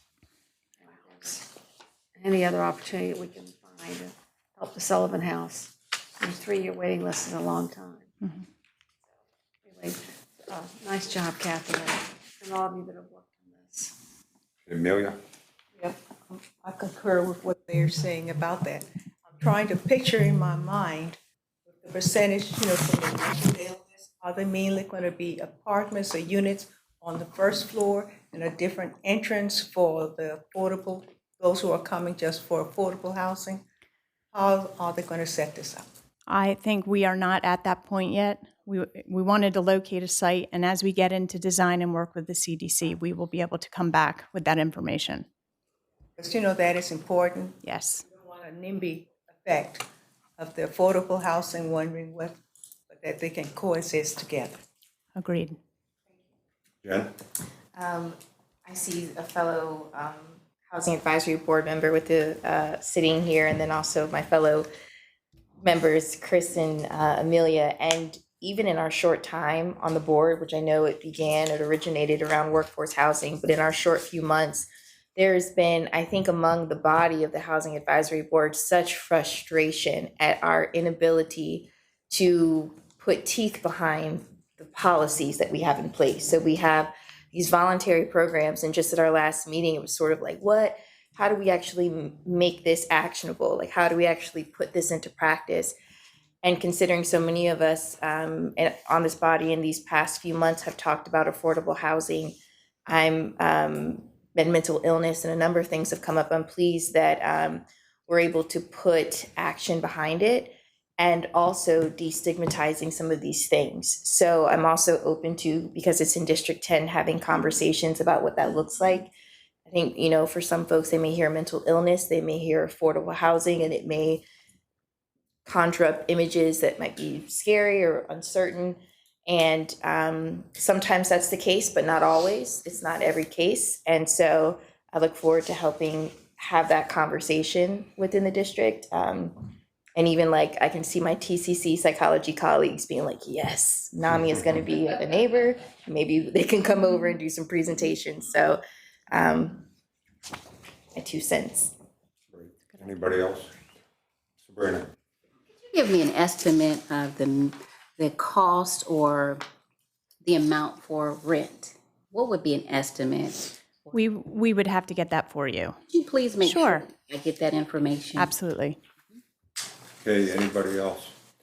A couple of years ago, with the Idea Commission, Amelia and I, we actually had a focus group study, and we identified it was a very cultural event. A lot of people participated, and they identified that mental health services was the #1 area in Virginia Beach that we had to address. And it's even when we go forward with the HOPE initiative and everything, mental health is going to be the focal point of what we have to do. But once again, I really, we as a council established that, from what I understand, whether informally, we can, do a little better at the retreat, that affordable housing is #3 on our priority list, behind public safety, schools, things of that, or stormwater, public safety, schools, and then affordable housing.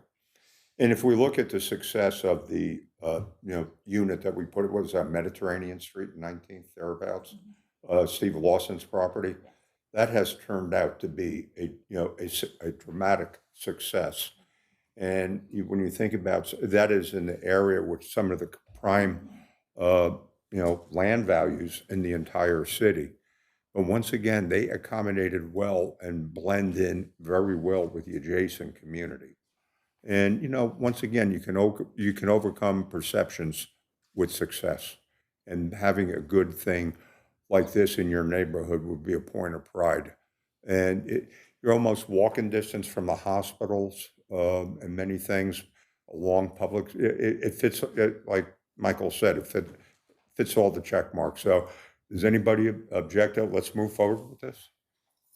Yep, Patrick. Mr. Mayor, members of council, to recap, the direction council's given us is to work with VBCDC and NAMI to develop the site for a future project that probably may come back to council for future consideration for additional support or maybe rezoning and other approvals. I think that's the way to do it. It may be an initial, courtesy with TCC's folks to let them know that this might be in the plans. Okay. All right. Okay, great. Great job. So, Mr. Mayor, members of council, at this time, Eileen Smith, our Human Services Director, will come and brief council on an idea that was proposed to you all in a previous memo, and this follows that memo as to seeking your guidance and your permission to bring forward legislation for you to adopt our opioid abatement authority plan to use the funds that we've received as part of the global opioid settlement monies. Welcome. Good afternoon. Thank you, Mayor, Vice Mayor, City Council members, City Manager, and City Attorney. I'm Eileen Smith with the Department of Human Services. We have a two-tiered presentation that we're going to do for you today. So the first thing that we're going to do is the opiate abatement funding plan that we've worked on with all of our partners.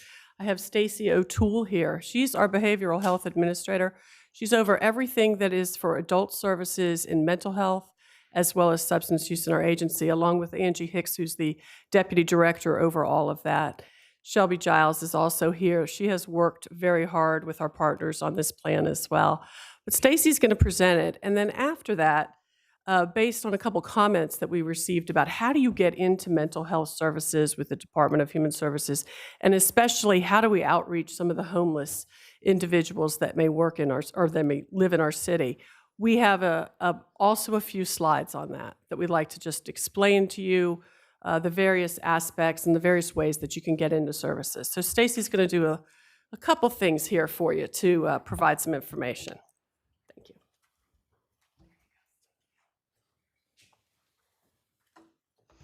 Thanks, Eileen. Thank you. Good afternoon. As Director Smith mentioned, the first part of this presentation is to talk about the opioid abatement settlement. So as I'm sure you're familiar, the City of Virginia Beach was part of the settlement to abate the opioid crisis with various parties, including a lot of pharmaceutical companies. And we've had to, as a city, determine what we're going to do with the City of Virginia Beach's portion of the opioid abatement settlement funds. 30% of the opioid settlement funds went directly to cities and counties, 15% went to the Commonwealth of Virginia, and 55% went directly to the Opioid Abatement Authority for them to distribute out in various different ways. As you can see for the City of Virginia Beach, in the FY 22-23 year, we received $1.7 million as part of that opioid abatement settlement funds. We anticipate that in FY 24, we will receive somewhere between $300,000 and $500,000. And then in FY 33 to 39, we'll probably get about $375,000 each year. Because some of the entities are still in the process of settling and what their distribution will be, that's why the numbers are still a little bit vague. And we got a lot of money up front because I believe it was Jensen paid about 5 years worth of what they owed as part of the settlement up front. So we got a lot of money up front to start with, and then we'll have a smaller amount ongoing for the next decade or so. So that's the direct distribution funds. Those are the monies coming to the City of Virginia Beach just without us doing anything. It just kind of arrives. The individual distribution to cities and counties that the Opioid Abatement Authority is holding, so the Commonwealth of Virginia created the Opioid Abatement Authority to manage 55% of the funds. And a portion of that they're holding directly for cities and counties who are parties in the settlement. With those monies, we actually have to apply to the Opioid Abatement Authority with our plan on how we're going to spend those funds. And they are encouraging us to use their golden standard of evidence-based treatment modalities and interventions to spend those funds. And if we apply the golden standard to our plan, they'll actually give an additional 25% off of what they're holding for us will come to the City of Virginia Beach. So the amount of money that the Opioid Abatement Authority is holding for the City of Virginia Beach is approximately $2.6 million that will be distributed, again, for the duration of that settlement period through 2039. The last piece of the pie that the Opioid Abatement Authority is holding, they're holding for projects that are regional collaboratives. So it requires at least 2 cities or counties to partner together on a larger scope project.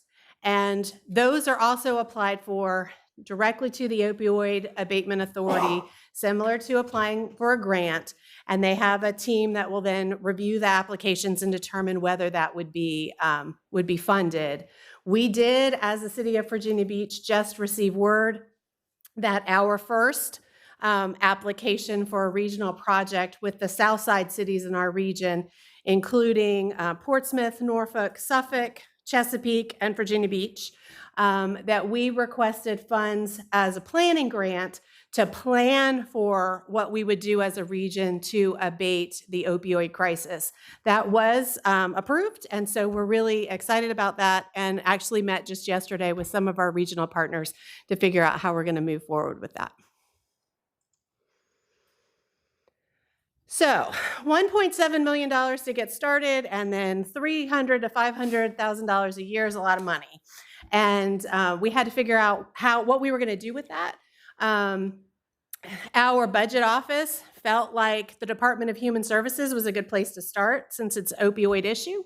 But we weren't going to plan out that money all by ourselves. So we met with a lot of stakeholders and partners to discuss what our needs are in our community and interventions that we can implement that would meet that golden standard and also have an impact and have a broad scope on what we were going to do. So we met with the sheriff's office, we met with schools, we met with Parks and Rec, the Commonwealth Attorney's Office, the police department, public defenders, EMS, certainly various stakeholders within the Department of Human Services, because we're a pretty big department and we have lots of different scope there, and public health. So we have multiple meetings, bringing all these people together to try to figure out what we were going to do, and we came up with a plan. So this is spread out over a couple of slides because it's a lot of words to fit on a slide, and I wanted to make sure everybody could read it. So here are some of the interventions that we came up with.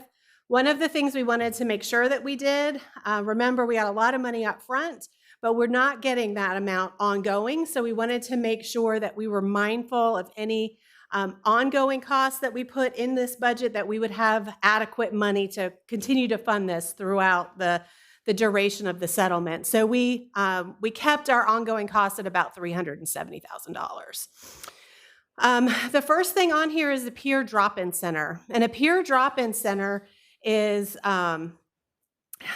designed to be a communal space for run by individuals with what we call lived experience, who have had their own experience with substance use disorder, and they're stably in their recovery, and it's a place for them to help guide individuals who are new on their recovery journey by providing supports, a safe, sober space.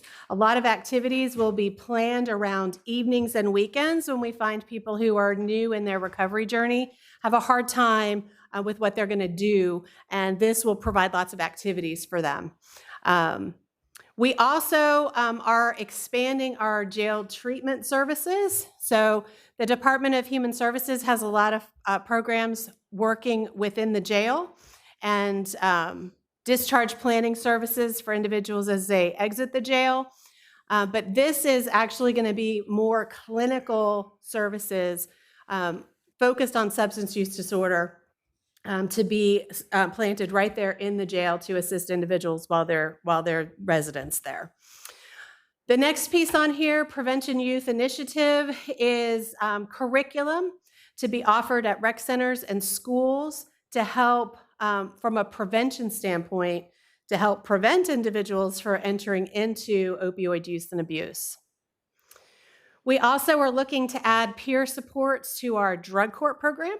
That's something that we don't do right now, but it's a very successful program in helping individuals who are before the court for substance use disorder related charges. And this will provide a peer, because peers can engage individuals in their recovery in a different way than professionals can. Our Restore program is an office-based addiction treatment program that uses medication-assisted treatment along with care coordination and peer services to help individuals. The medication assistance helps combat the cravings that come with opioid use. And we are looking to add additional peer support to that program as well. So you're seeing a lot of peer services being integrated into a lot of the things we do because the research shows that that is a missing leg of that treatment stool, and that really helps individuals engage in their recovery.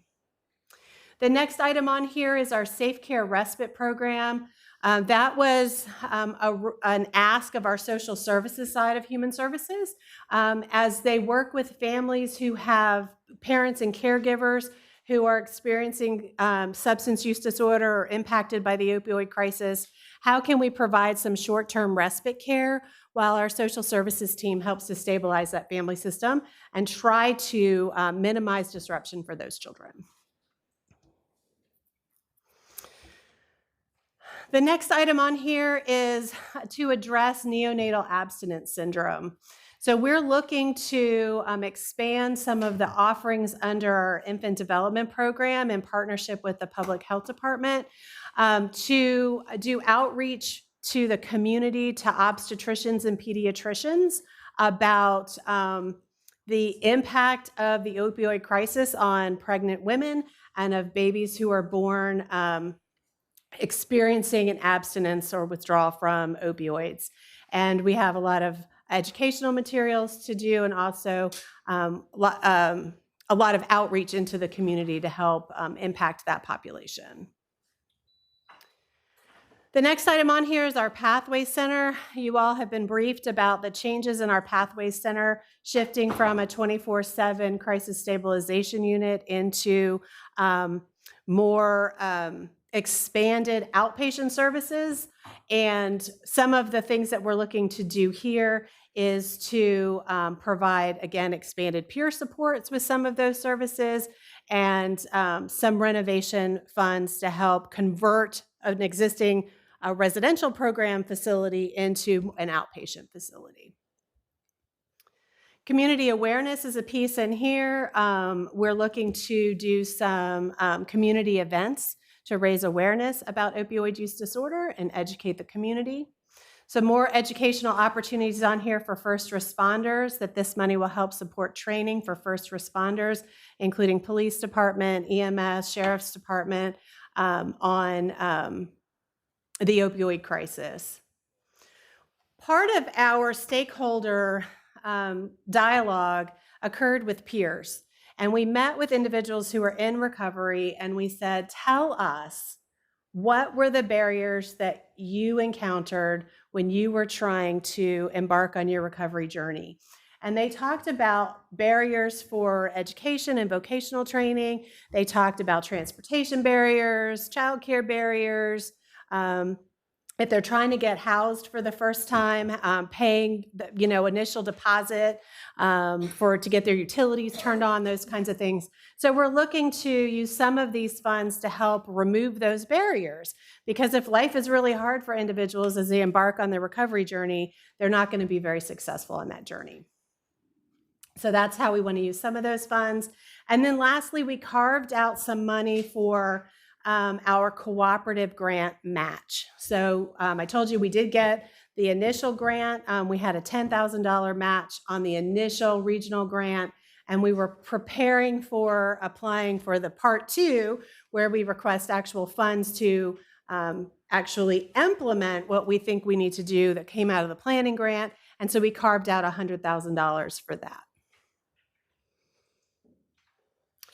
So that's the Opioid Abatement Authority part of the presentation. And my understanding is that we might want to do questions on this one before we move into the Yeah, let's go do questions on this, keep it bifurcated. Any questions on this, Michael, and then Chris? I don't have any questions. I just have a quick comment. Sure. I just want to tell you, as a person who's not an expert in this field whatsoever, but, knows what's going on out there, you have all done an amazing job of meeting the needs of people who are in recovery and people who suffer from addiction and people who seek recovery. distribute, I'm not an expert, I'm not a service provider, I don't know every detail of it, but you've covered so many areas that people who suffer from addiction and people who are seeking recovery need. Thank you. And people, who are in jail because of their addiction, that first moment is critical. So the peer drop-in center is unbelievable, because when people are looking for recovery and they have to sit on hold or deal with some receptionist who's got a bad attitude or whatever, you lose them. They're gone. And I don't know. I'm just really impressed by what you've put together here, and I want to thank you for it. Thank you. Chris? Thank you for the presentation and for the work you all have done on this. This is a key issue in District 8. In the last 3 weeks, we've lost 2 members of the community to opioids, not televised, not highly publicized.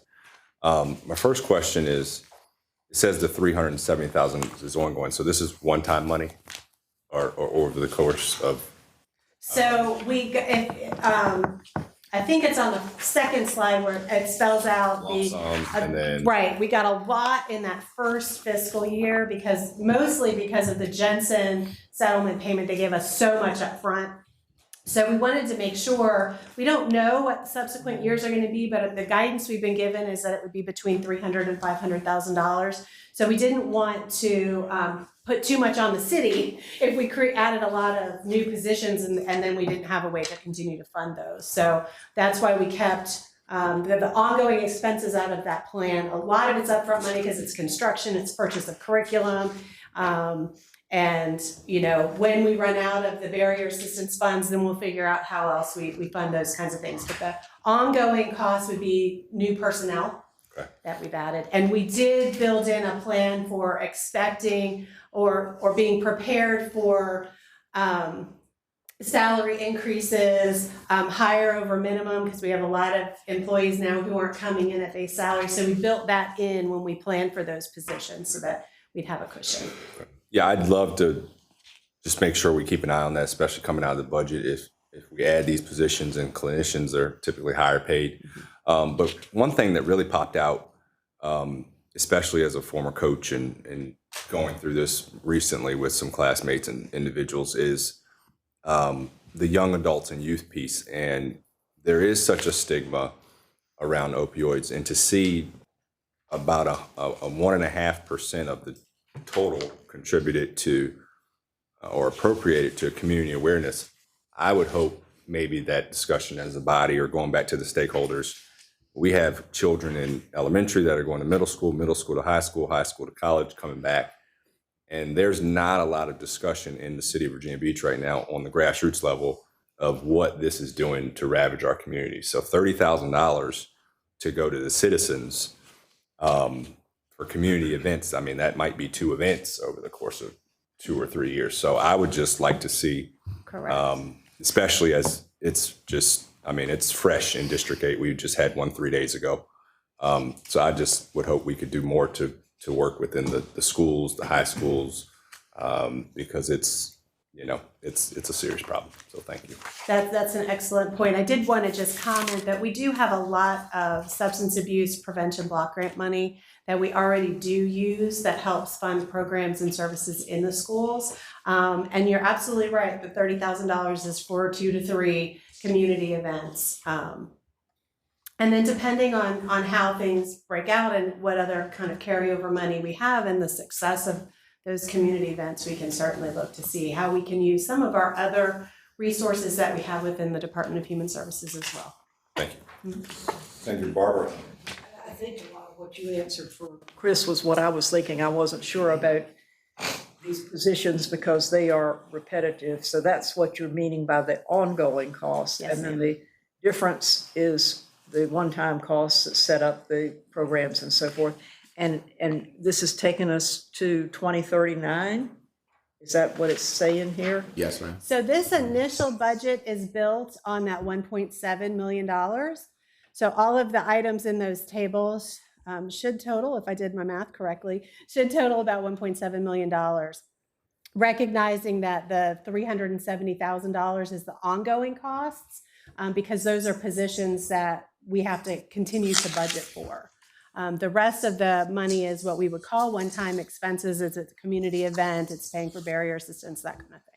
Councilmember Henley, to clarify, fiscal year 39, they're projecting to give about $375,000 all the way up to fiscal year 29 in ongoing costs. That's what we gauge the 370 in ongoing costs on. Is that probably by fiscal year 39 we can do that? And also, council should note that whenever positions are funded by grants, we do indicate that as part of the offer letter to the staff that this is a grant-funded position, and should situations need that the grant goes away and there's no other general fund resources, the position may be eliminated. So that is something that we do clarify as well to these positions in human services and also in housing and neighborhood prevention for grant-funded staff. Okay, so that's what I was wondering about, how we were dealing with these positions, because we don't want to. But, I mean, if something's very successful, then we may ultimately take it on as an ongoing, but this would be the initial way we would address it. Because I think certainly something that we need to deal with, and having this beginning money certainly does help establish those programs while we determine what they need to be. So, thank you. Okay, anyone else? Yeah, let me just say that a community defines itself on how it takes care of those who need care. And I think this is a great step in a positive direction. And this is a multi-pronged, multi-team approach, working in conjunction everywhere with our police, EMS, all the folks you identified on the slide, but also our partners in the, the regional medical centers and things like that. But once again, thank you for, addressing the initiative. When you take a look at opioids and then you compound this, what's going on with the fentanyl epidemic, there are certain needs that, are actions that are to be necessary. And I thank you for your efforts. Yes, thank you. Okay. Okay, so I guess part two. So now that you've heard about all these fantastic services, we'll talk about how you can help direct your citizens to access them. Several years ago, I want to say it's about 10 years ago, the state moved in the direction of what they call same-day access for accessing public behavioral health services. So we operate same-day access care. Somebody shows up at our office, they will meet with a clinician the same day they show up. And our hours for adults, our clinics open Monday through Friday, 8 to 2. That's at our Pembroke 6 location in Town Center. And our child and youth hours are Monday through Friday, 8 to noon. And they're located actually in the same building, just on a different floor. What we do with individuals when they come in is we give them a clinical assessment, and then we make treatment recommendations. What if they're in crisis, though? That happens often. We get individuals that show up for same-day access, and they actually need more urgent care than what we can actually do in doing a 2-hour clinical assessment and make recommendations and referrals for services. And so individuals who are in crisis can get access to our crisis services by calling the number 988. There's also a local number. You can reach the same services by calling the local number, which is down at the bottom. What 988 will do, you guys have probably heard about 988. It's shifting, using the model of 911, but to access behavioral health care, not physical first responders. Through calling 988, an individual will be met with a telephonic counselor who will screen them, talk to them, figure out what their service needs are, and kind of triage them. So if they can be met with, all of their service needs can be met over the phone by talking to somebody, getting connected to resources in their community, maybe being given the number of the same-day access clinic in their community, then that's what they'll do. If the person's needs are even more significant than that, they could be offered mobile crisis services, and that's where clinicians are actually dispatched to go meet them where they are, whether they're at home, whether they're sitting at 7-Eleven, whether they're in the parking lot somewhere. We've actually responded out in a parking lot. Mobile crisis response, we actually are one of the hubs in our region that offers mobile crisis services. And so we can be dispatched through this number to go out and meet with citizens. And we even respond into our own services. So we might have somebody that shows up for a same-day access, but they need more emergent services than that. And we will dispatch our mobile crisis team to come talk to them and help get them connected. With mobile crisis response, this is clinical services, not law enforcement services. But if it gets escalated even higher, like when they're talking to the person on the phone and they find out that there's a weapon involved, 988 can do a direct transfer to 911, tell them what's going on, and 911 can dispatch maybe our mobile co-responder team that has a clinician and law enforcement riding together, or law enforcement if that team's not available. So that's a segue right into here with our mobile co-responder team. So our mobile co-responder team has a CIT officer and an emergency services clinician that works for the Department of Human Services that ride around in the city together. Their hours of operation are Monday through Friday from 9:30 a.m. to 10:30 p.m. and Saturday to Sunday from noon to 10:30 p.m. When this team was established, they looked at the volume of calls and when they tended to encounter individuals in the community that were having this level of need, and this was the time frame when it was determined the greatest need was occurring. Our emergency services team is available 24/7, and those individuals do the screening for individuals who may need psychiatric hospitalization, crisis stabilization, or warm handoff to services. So that number is manned by our team here in Human Services 24/7, 365 days a year. What our emergency services team does is they manage the emergency custody orders and the temporary detainment order process. So emergency custody orders allow law enforcement to take an individual under custody for the purpose of a clinical evaluation to determine if a higher level of care is needed for that individual. It's either issued by the magistrate by petition from any citizen, or the law enforcement officer can do a non-judicial ECO and take them into custody based on their own observation. A temporary detainment order is also issued by the magistrate after the clinical evaluation that comes after the ECO, and that is to determine if the individual, due to a mental illness, has the potential to cause physical harm to themselves or others, suffer harm from their inability to protect themselves from harm or to care for themselves, that they're in need of hospitalization or treatment and they're unwilling to go on their own. So that's the temporary detainment order process. I wanted to make sure you guys were familiar with those two terminologies. And then lastly, we know that this council has been really concerned about homeless citizens. And so we wanted to provide you a little bit of information about what we're doing to engage our homeless citizens that we're encountering in Virginia Beach. So one of our most important programs for this initiative is our PATH team. And our PATH team does homeless outreach. And they are out and about in the community every day, encountering individuals who are homeless. They may respond based on concerns of a citizen who wants somebody to be checked in on, and they outreach and engage the individuals, build relationships, and help try to connect them to services. They can refer them both to our services or other community resources, help get them connected to crisis shelters and housing, and help get them connected to their benefits, because a lot of the individuals that we encounter who are not currently housed also don't have their SNAP benefits turned on, they don't have health insurance, and we can help get those benefits turned on for them as well. We also participate in the Joint Homeless Outreach Task Force with Housing and Neighborhood Preservation and with the police department. They meet every week at various locations throughout the city, to address individuals living in encampments.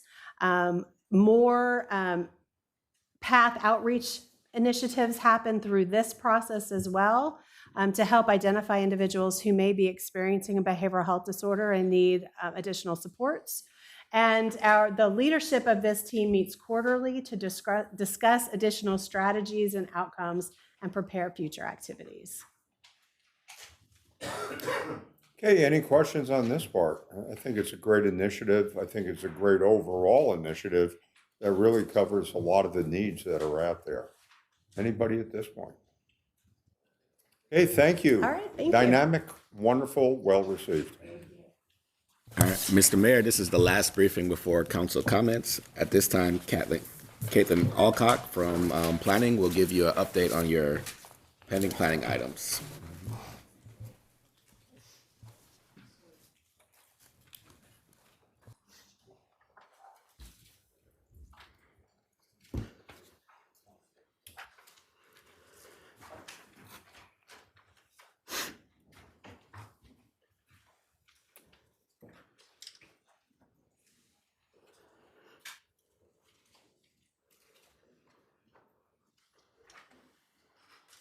Welcome.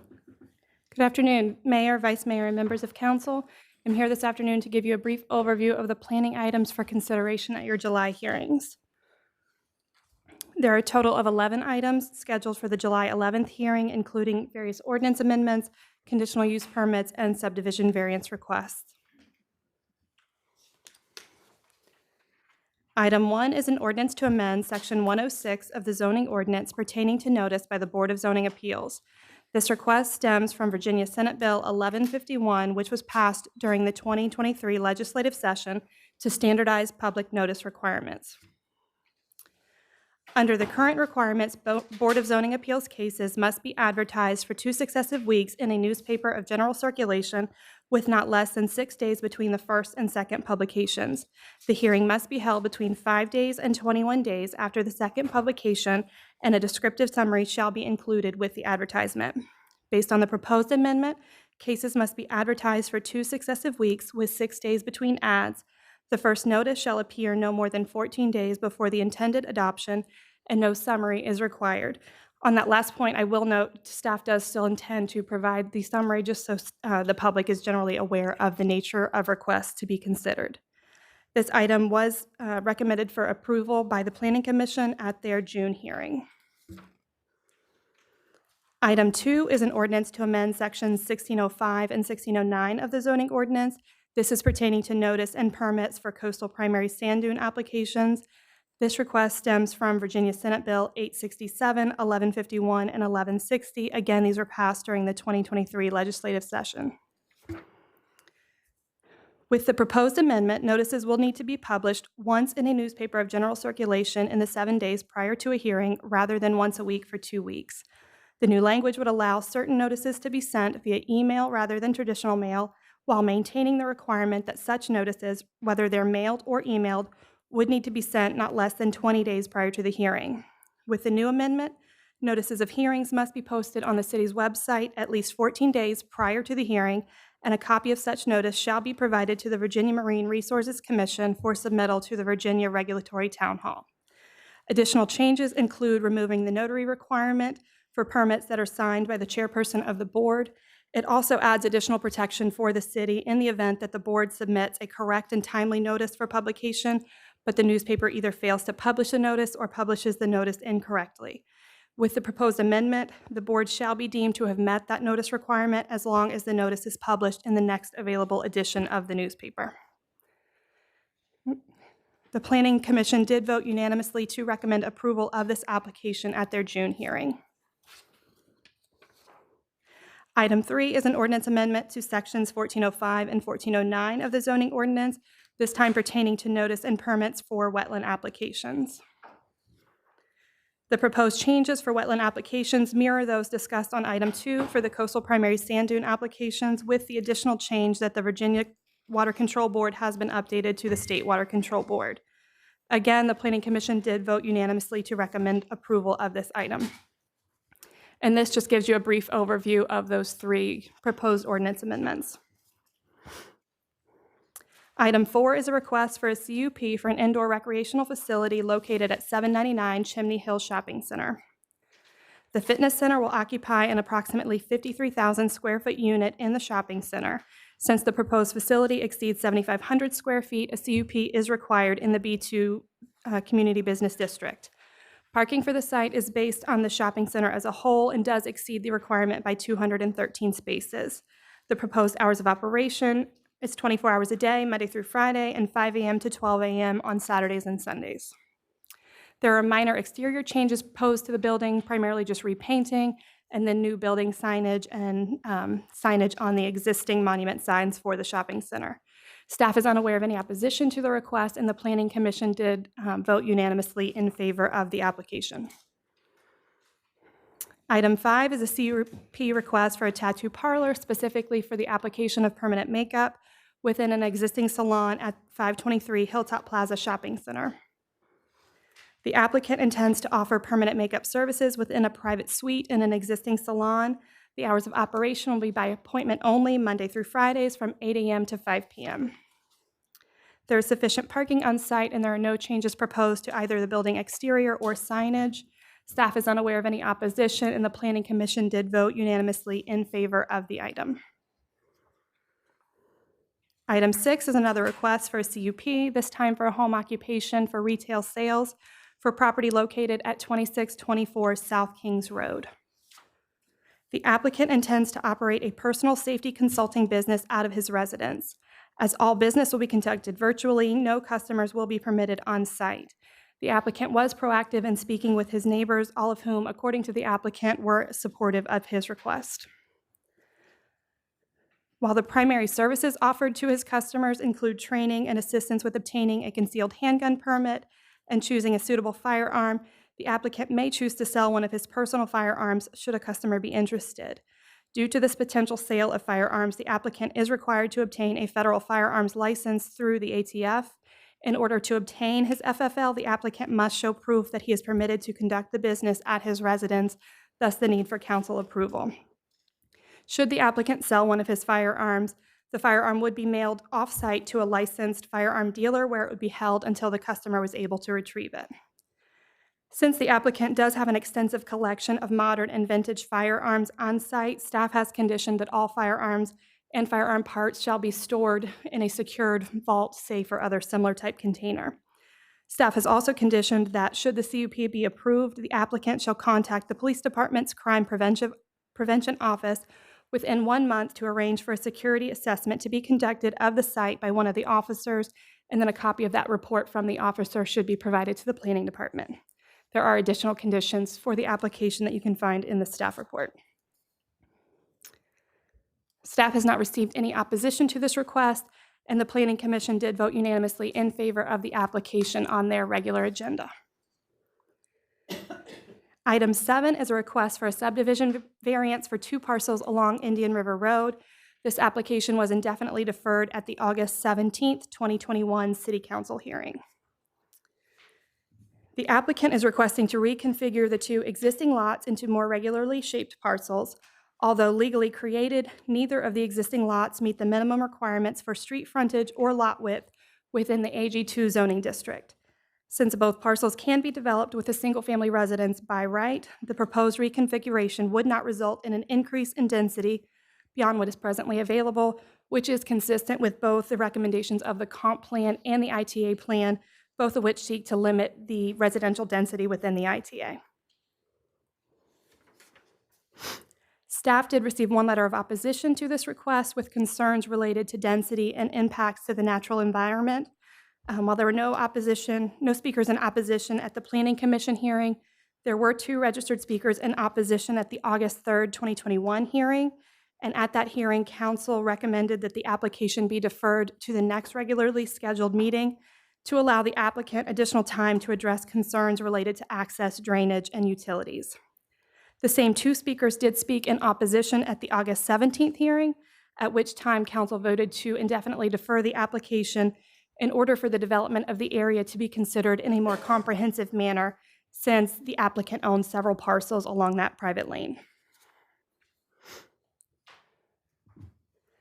Item 8 is one we're all familiar with. It's another subdivision variance request for the same area along Indian River Road. This was deferred by council at the June 20th hearing at the request of the applicant so that this application could come forward at the same time as item 7. As a quick reminder, this is a variance request to section 4.4B and D of the subdivision regulations due to the lack of direct access to a public street and lack of street line frontage. The applicant is proposing to reconfigure the existing parcels, all of which could be developed with a single-family home under the current configuration. As such, the application would not result in an increase in density beyond what is presently available. Staff has received 6 letters of opposition to the request, 3 of whom spoke at the Planning Commission hearing and noted concerns related to drainage, removal of existing trees and natural areas, as well as access and utilities. So the image on this slide, I know it's a little hard to see, but this does show all of the parcels for the 2 applications when viewed together. To address the concerns raised by adjacent property owners, staff has conditioned that the development of the parcels be submitted as a multi-lot site plan to ensure that a stormwater management plan would be submitted for review and approval. Additional conditions include the widening of the 15-foot existing private lane to a width of 20 feet within a 25-foot access easement. This lane will be required to be designed and paved to support a fire apparatus. Another kind of condition of that would be that the maintenance of this lane would be the responsibility of the owners of parcels 2 through 7, and the details of that maintenance and the requirements would be detailed in the easement document. During the site plan review process, the applicant's engineer would need to submit a design for the extension of city sewer to these sites, which would be subject to the review and approval by public utilities. Barbara? This is all that this applicant has in this particular area, and we were trying to get them all on the same. Correct. So this takes care of all of that. Everything is here. Correct, and we've matched the conditions for both applications, so they're both the same and would be required to be submitted as a common plan of development when he does come forward. July 11th? Yes. Okay, so we've got all that taken care of. It's all on here together. Correct. Okay, very good. Thank you. All right, item 9 is a request for a CUP for a short-term rental at 303 Atlantic Avenue, Unit 1405. The applicant is requesting to operate a 2-bedroom short-term rental within the Dolphin Run condominiums. While the applicant has previously operated an STR at the subject site without proper approvals, upon finding out the need of a use permit, the applicant did cease all operations as a short-term rental and submitted their application. There has been no known STR use at the property since September of 2022. Since Dolphin Run Condominiums is granted a historical exception to the STR parking requirements, only 1 parking space is provided with the unit. Staff has not received any opposition to the request, and the Planning Commission did vote unanimously in favor of the item on their consent agenda. Item 10 is another request for a CUP for a short-term rental. This one is located at 917 Pacific Avenue, Unit D. The applicant is requesting to operate a 2-bedroom short-term rental within the Pacific Place condominiums. The property has not been previously used as an STR and is able to comply with all of the regulations within the ordinance. Similar to the previous request, the Pacific Place condominiums has a historical exception for parking, and only 1 parking space is required. Again, staff has not received any opposition to the request, and the Planning Commission did vote in favor of the application. The final item on your July 11th agenda is another short-term rental request, this one located at 1722 Baltic Avenue. The unit is outlined in red there on the screen. It is for an existing 2-bedroom condominium unit. The unit has not been advertised nor utilized as an STR according to both city records and host compliance. 2 parking spaces are provided as required by the ordinance, and staff has not received any opposition to this request. The Planning Commission considered this at their June hearing and voted unanimously in support of the application. Moving on to your July 18th agenda, there are a total of 4 items for consideration, all of which are short-term rentals. The first item is an STR request for 604 20th Street. This request is for an existing 3-bedroom single-family home built in 1949. While the property has previously been utilized as a short-term rental, the applicant has stated that they will not continue to use it as such until the application is approved. Based on the information that has been provided by the applicant, it does appear that they are able to comply with all the STR regulations found in the ordinance. This application was expedited at the request of the district representative and will be presented to the Planning Commission on July 12th. A total of 3 off-street parking spaces will be required for the proposed use and can be provided on the site, and to date, staff has not received any opposition to the request.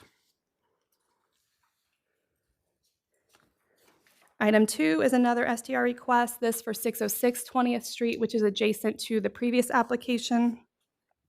This request is for a 2-bedroom apartment unit located on the first floor of the structure. Similar to the previous application, this unit has also been utilized as an STR in the past, and again, the applicant has stated that they will cease all operations until after the application is approved. And again, based on the application or the information that the applicant has provided, they do appear to be able to comply with all the STR regulations. Again, this application has been expedited at the request of the district representative and will be heard at the July Planning Commission hearing. This unit will only require 2 off-street parking spaces, both of which can be provided on site, and staff has not received any opposition to the application. All right, the last 2 items are ones that were deferred from your June 20th hearing. The first is for a short-term rental at 505 20th and a half Street. This is a 3-bedroom condominium unit, which is part of a larger quadplex building. The unit has not been previously occupied as an STR, and there are no known violations associated with the unit.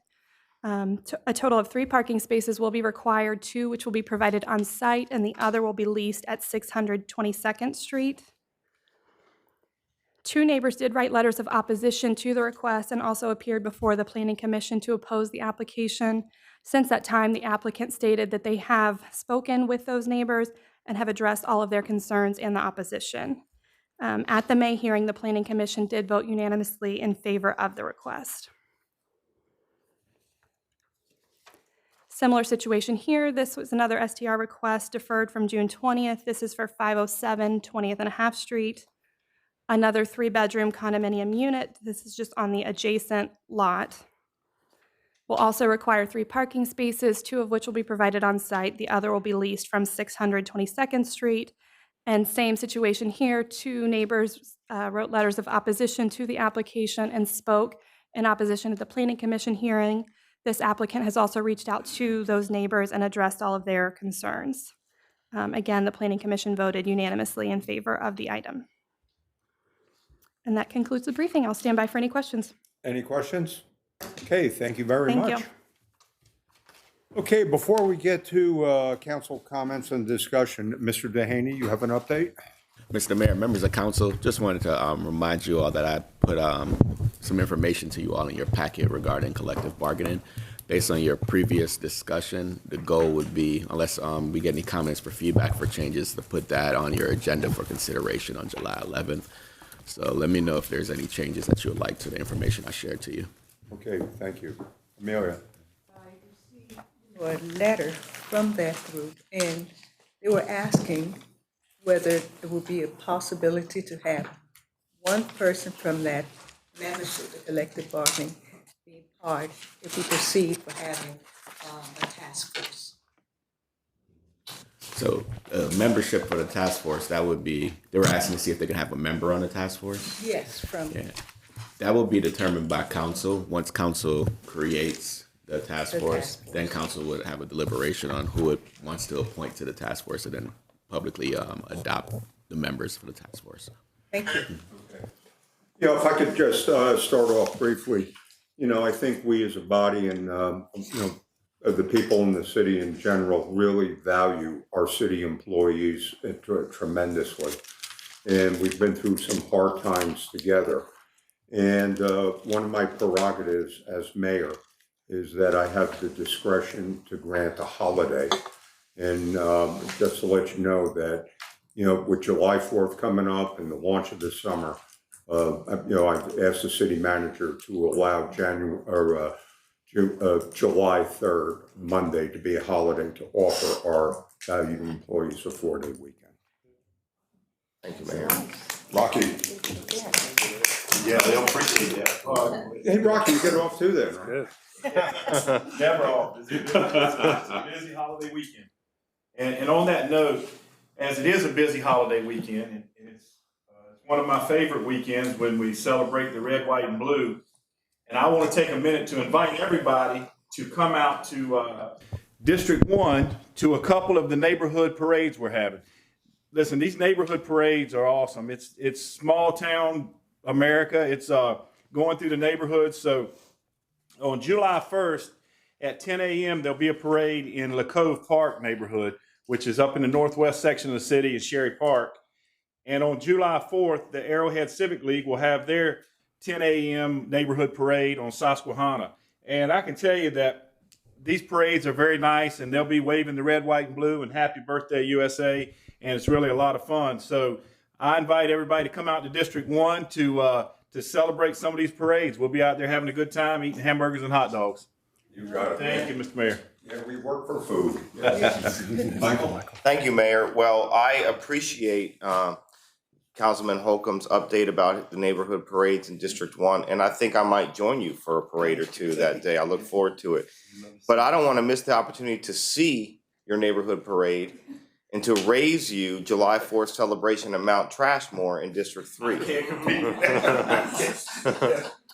That's how we do it. That's how we do it over in District 3.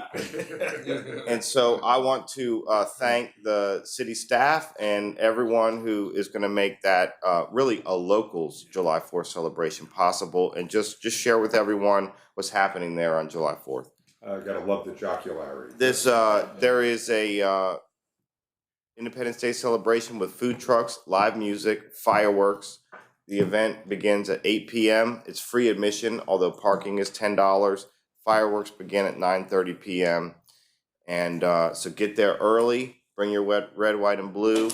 After you're done with the parades, come on in District 1, you come to District 3 and see how it's really done with the beautiful fireworks display. There we go. Gauntlet is thrown. There we go. Did I go too far? Oh, okay. Barbara. As we've been doing for at least 15 years, we have a big celebration at the Senior Resource Center. Come on down at 1 o'clock, have hot dogs and corn on the cob picked that morning, and enjoy the fellowship with us. Yeah, I always come. And then hopefully you get back to the St. And Patrick's Day Amelia down does come there. and play for us. They had some of the best corned beef I ever had at that center a couple of years ago. Yeah. Yep, and I come and I play the piano for them, and we have a whole sing-up. Okay, Josh? Thank you, Mr. Mayor, and members of council. I wanted to briefly turn your attention to a letter that I asked be included in your council package this week, and it relates to the recommendation during the retreat that we heard from the Process Improvement Steering Committee relative to establishing a stormwater task force. And really kind of where this arose, I guess generally, is that, kind of inevitable friction that exists between economic growth and meeting our housing needs on the one hand, and then on the other hand, our resiliency and stormwater and flooding challenges. So our stormwater regulations, as we all know, are the strictest in the state, and for good reason, given our location. But at the same time, we also acknowledge that they present some real challenges, especially given the importance moving forward in terms of redevelopment as opposed to new development, and the constraints that exist with respect to available land. So we started doing some work thinking about what kinds of expertise we might want to draw upon for such an exercise. And we started from two basic premises. One is we have a big city, and some of our areas are more susceptible to flooding than others, whether it be soils or depending on their location, depending on the kind of flooding, wind versus erosion and such. So, and then secondly, we have policy objectives that like affordable and workforce housing, preservation of open space, the use of green infrastructure, and preservation of our tree canopy. And we've done work with trees, measuring their value for flood mitigation, and I know recently trees are now able to be included in the BMP clearinghouse, which helps disincentivize developers from knocking down more trees just to make a bigger wet pond. And I appreciate you giving me a couple minutes to deliver the context, because I know this is an important topic for not only the council, but the community at large. So I wanted to give you and the public a sense for where we were coming from on this. So we thought a task force of around 11 members-ish made sense. We wanted to include not just a representative from the development community, but also environmental professionals, land use and environmental lawyers, engineering consultants, a landscape architect. So what you see in front of you with the letter is, in terms of categories and names, it's really just to get the conversation going. City staff from economic development and the city attorney's office, public works, planning, our office of performance and accountability could be available also as needed, on an as needed basis, depending on what we're talking about. And also an important part, an extremely important part, given the subject matter of the discussion, is community participation. And for that reason, I asked staff, and they kindly did, make a map which overlaid our city council districts over our city's various drainage basins. And the idea is that council members who share a drainage basin, like Councilmember Taylor and I share the Lynn Haven, we would get together, get together and agree on a single representative. So that could be other council members doing that as well in their respective shared drainage basins. The duration of the task force would be proposed for 6 months, although they can ask for an extension if they so chose. And the goal would be really just to deliver us some policy recommendations, not to make changes, obviously, but to deliver those recommendations to us.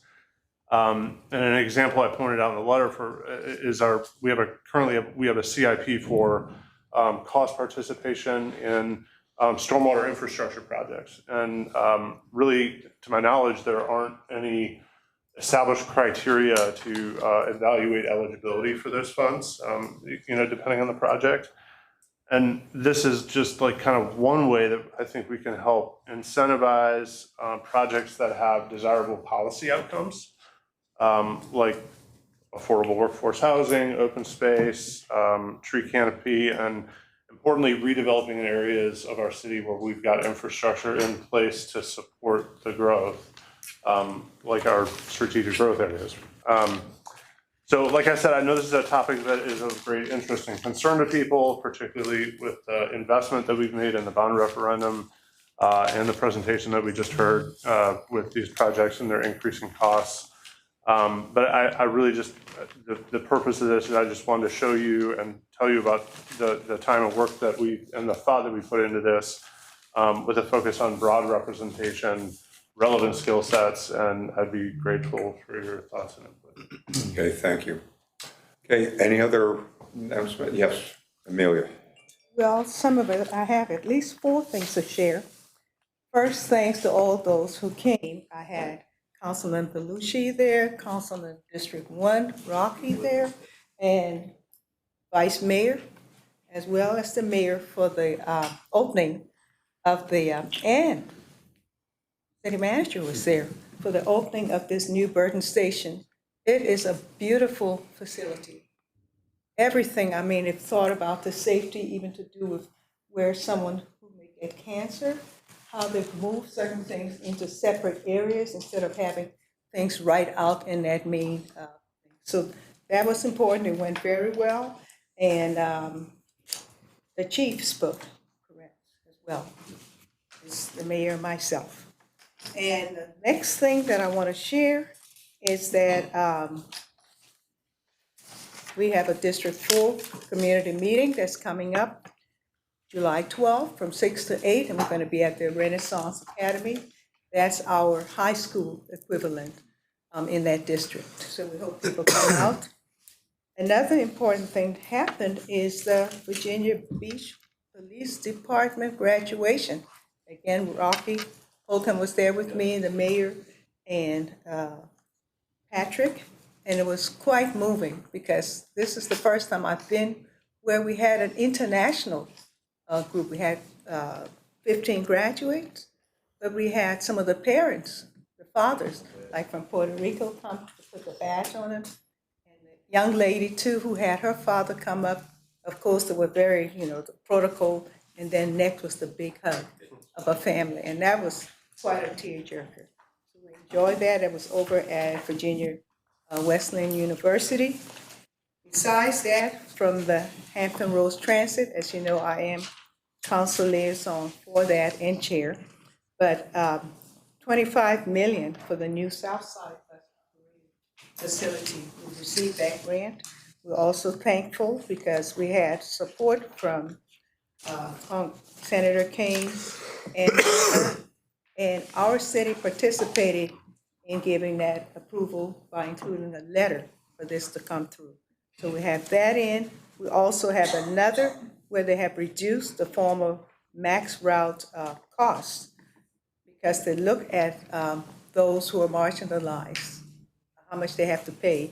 So it's been reduced for the max route to $2 per adult fare, or $4.50 for an all-day pass, where before it was at $7.50 and $4. So there's good opportunity for people to ride these different routes. And of course, the adult fare has been reduced too, and the youth is still free.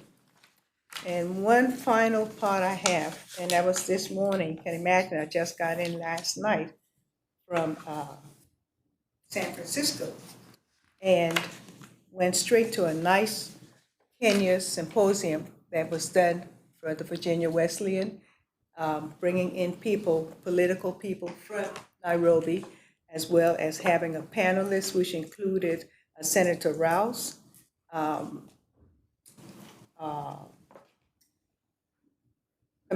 Commissioner of the Revenue for Newport News, Tiffany Boyle, and myself as part of navigating gender elections landscape. And that was this morning, about 9 to about 11. So quite a lot of things are going on, and it's exciting.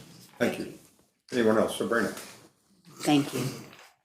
And I'd like to say congratulations to Councilmember Ross Hammond for the grand opening of the fire station.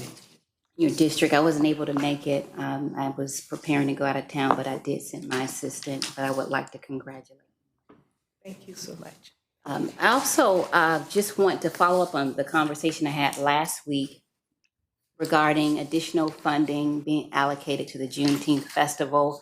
Had an opportunity to have some conversations with some members of council. And with that, thank you to those who are open to supporting a measure to come forth to address and increase the funding for that event.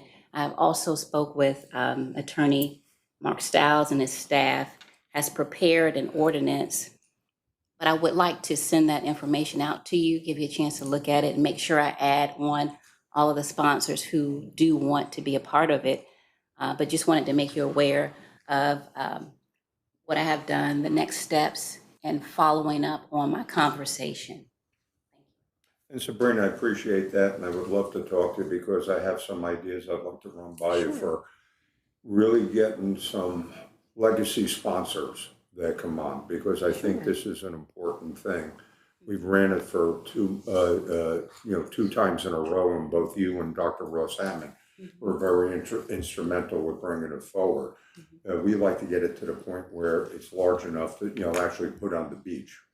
Very similar to how we did Pride Fest and everything, because once again, I think this is a community unity event that I think a lot of corporate sponsors would be more than willing to get involved in. I have some ideas. Welcome them. Okay, Michael. Thank you, Mayor. I very much appreciate your comments, and I also appreciate the efforts that Councilmember Wooten and others have made to raise awareness and to advance the Juneteenth programming in Virginia Beach, which I think is very important. And I support that. I hope the council will also support, and I'm glad you brought up Pride Fest, Mayor. We did have a Pride of the Beach event at the Virginia Beach Oceanfront this weekend at 24th Street Park. I want to thank council members Schulman and Remick for attending that event.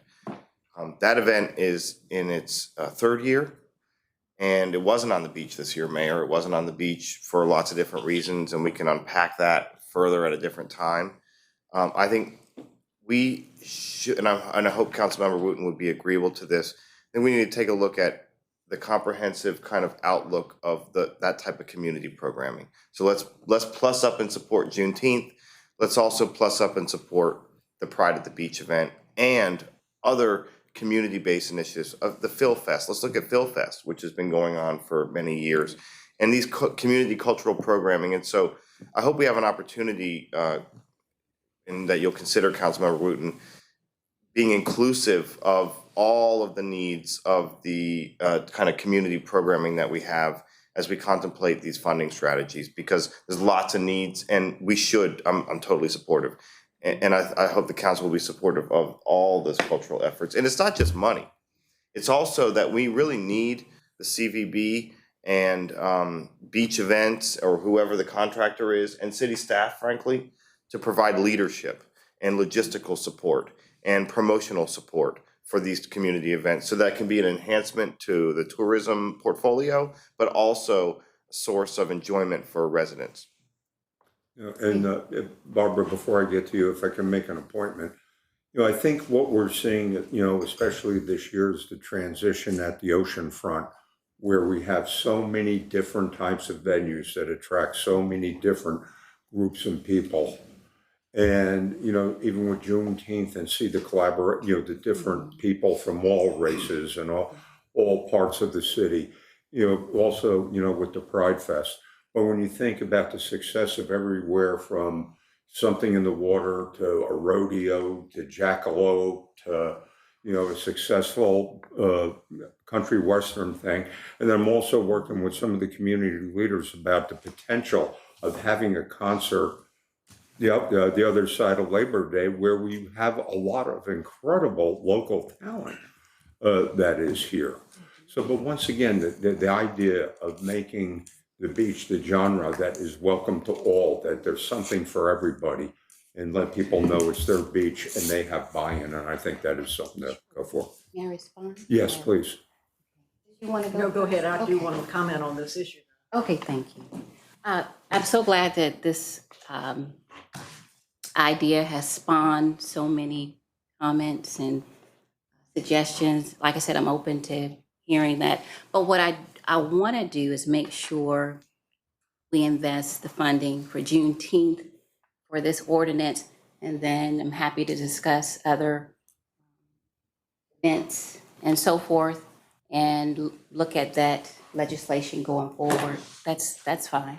And if I could just comment real quick, I think with the Juneteenth, they ran 2 successful years in a row, and then I think it proved itself as becoming a legacy event for the city. Absolutely. Okay, Barbara. Well, just on this topic, and then I have an issue that I would like to discuss as a resolution.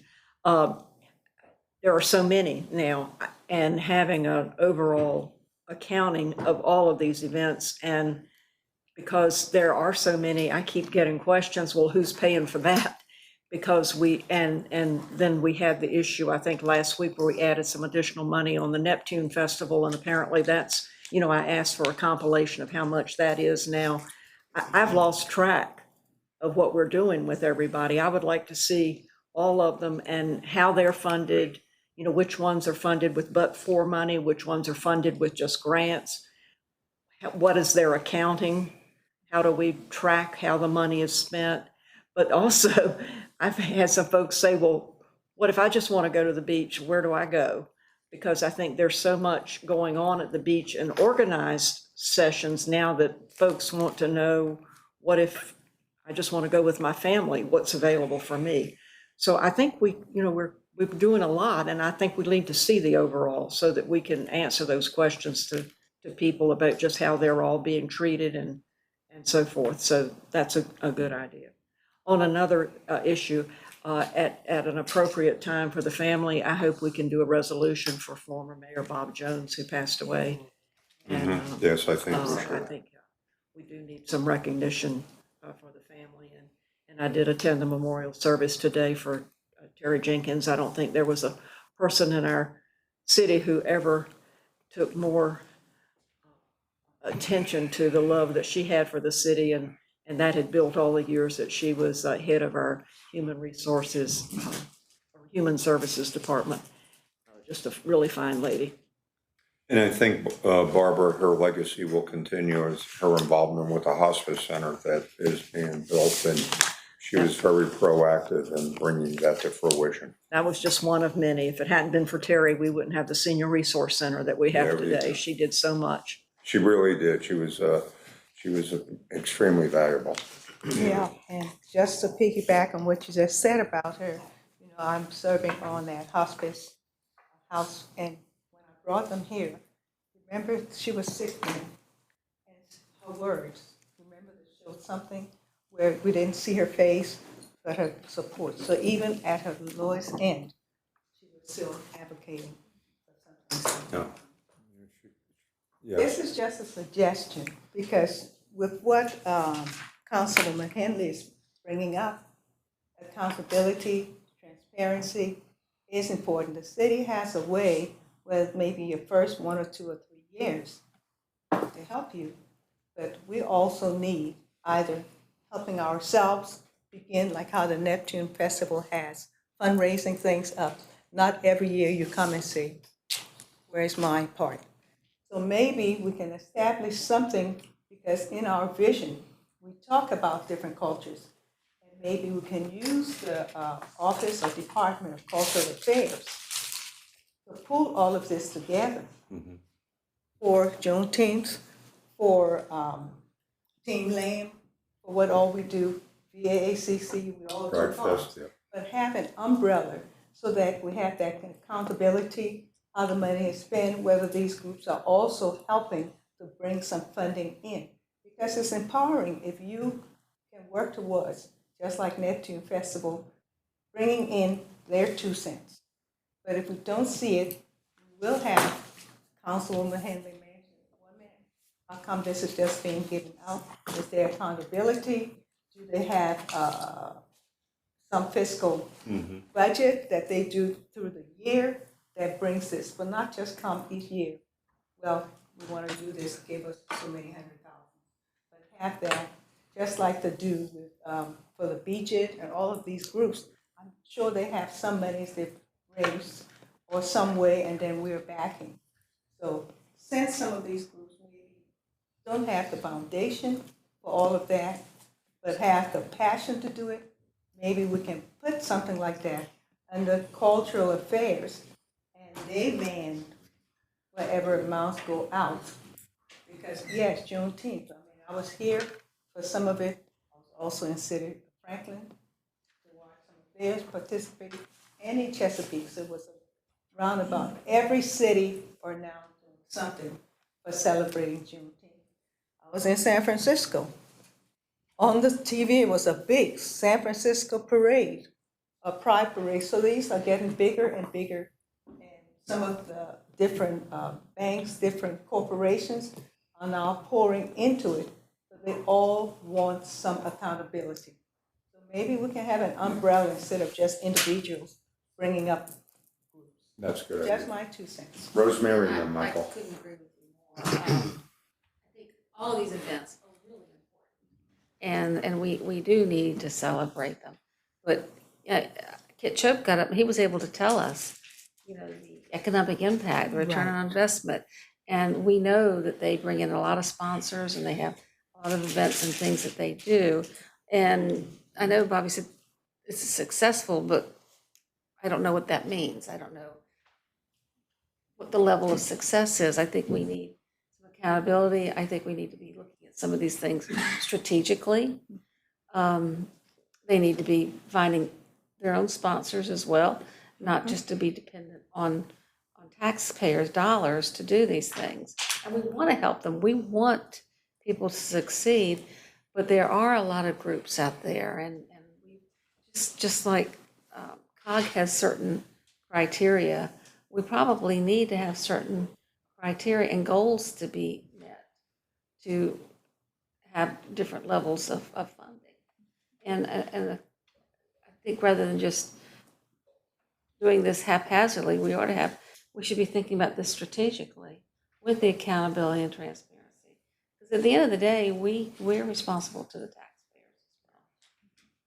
But, I think it's, a noble goal that we're talking about is just getting there, and we will get there. Sabrina and then Michael. Oh, Michael, would you like to? I saw your hand first. Matter. Okay, well, thank you. I think I agree with what you're saying, Council Member. And I think for this specific, because I want to make sure that this issue and this particular request can ask an ordinance is specific to that. I'm open to, as I mentioned, other conversations and certainly suggestions that were brought up. Feel free to work on those and bring that to the table. In terms of Team Land being specific, they do have that information in terms of how much was accounted for. They have a whole presentation. Perhaps if it's something in the future that you want to bring to a workshop so that you can see it, we certainly can do that, but they're accountable with the funding. They have reports, and just as the Neptune Festival, they have that information. And I think what I would like to see, which is what we do with, I've seen most of the festivals historically, is you support them. And looking for that support for this festival to get it up to where it needs to be. And then perhaps we won't have to invest as much, but they do need that support. And they certainly, sponsorships, and they have all that information. They have some sponsors. I believe the African American Cultural Center was listed as a sponsor. Oh, yes, as we well. sponsor them because So- we knew they didn't have Yeah. Yeah. where we. Yeah, so they that's what I'm have saying, sponsors, that we have people, we have it. but they need more. Yeah, they need more, but we need that accountability from every one of the groups that Yes. over the year, they've raised 2 cents here, 2 cents there, that not just the day happens or that week. So that way you're preparing. I think you all do the same, where you have fundraisers and different things to bring it to the table. Then the city or anybody will feel comfortable that you've also done your due diligence, not on the day. I agree. I agree. And Team Lamb has that. And so going forward, there was other organizations that you're thinking about, happy to support and making sure you have all that protocol in place for them. Great. Mayor, I think that the robustness of this conversation reveals what we really need to do is have another independent conversation about this. Because so first of all, let me just start by saying the Neptune Festival has been around for 49 years. Next year will be its 50th year. It's designated as the official festival of the city of Virginia Beach. We talked about that last Tuesday, so I won't go into great detail about that, but it's tested, it's tried and true, it has the numbers, we know the numbers. It's attended by 400,000 people annually. So let's set that aside for the moment. Cultural community organizations are an integral part of life in Virginia Beach. It's a different kind of celebrating the life of Virginia Beach, celebrating uniqueness of our individual, different cultural heritage and diversity and inclusion and artistic expression. I'm a strong advocate for all of that. But when you start individualizing the appropriations from this council table, inevitably we're going to leave someone out. And we don't want to do that. I don't think anybody wants to do that. And we don't want anyone to feel left out. It's very challenging for me to, contemplate appropriating an additional amount of money for one organization when, say, we'll deal with the other ones later. My request to the body would be, let's have a workshop and maybe the staff can bring some concepts to us. I think they're hearing us loud and clear.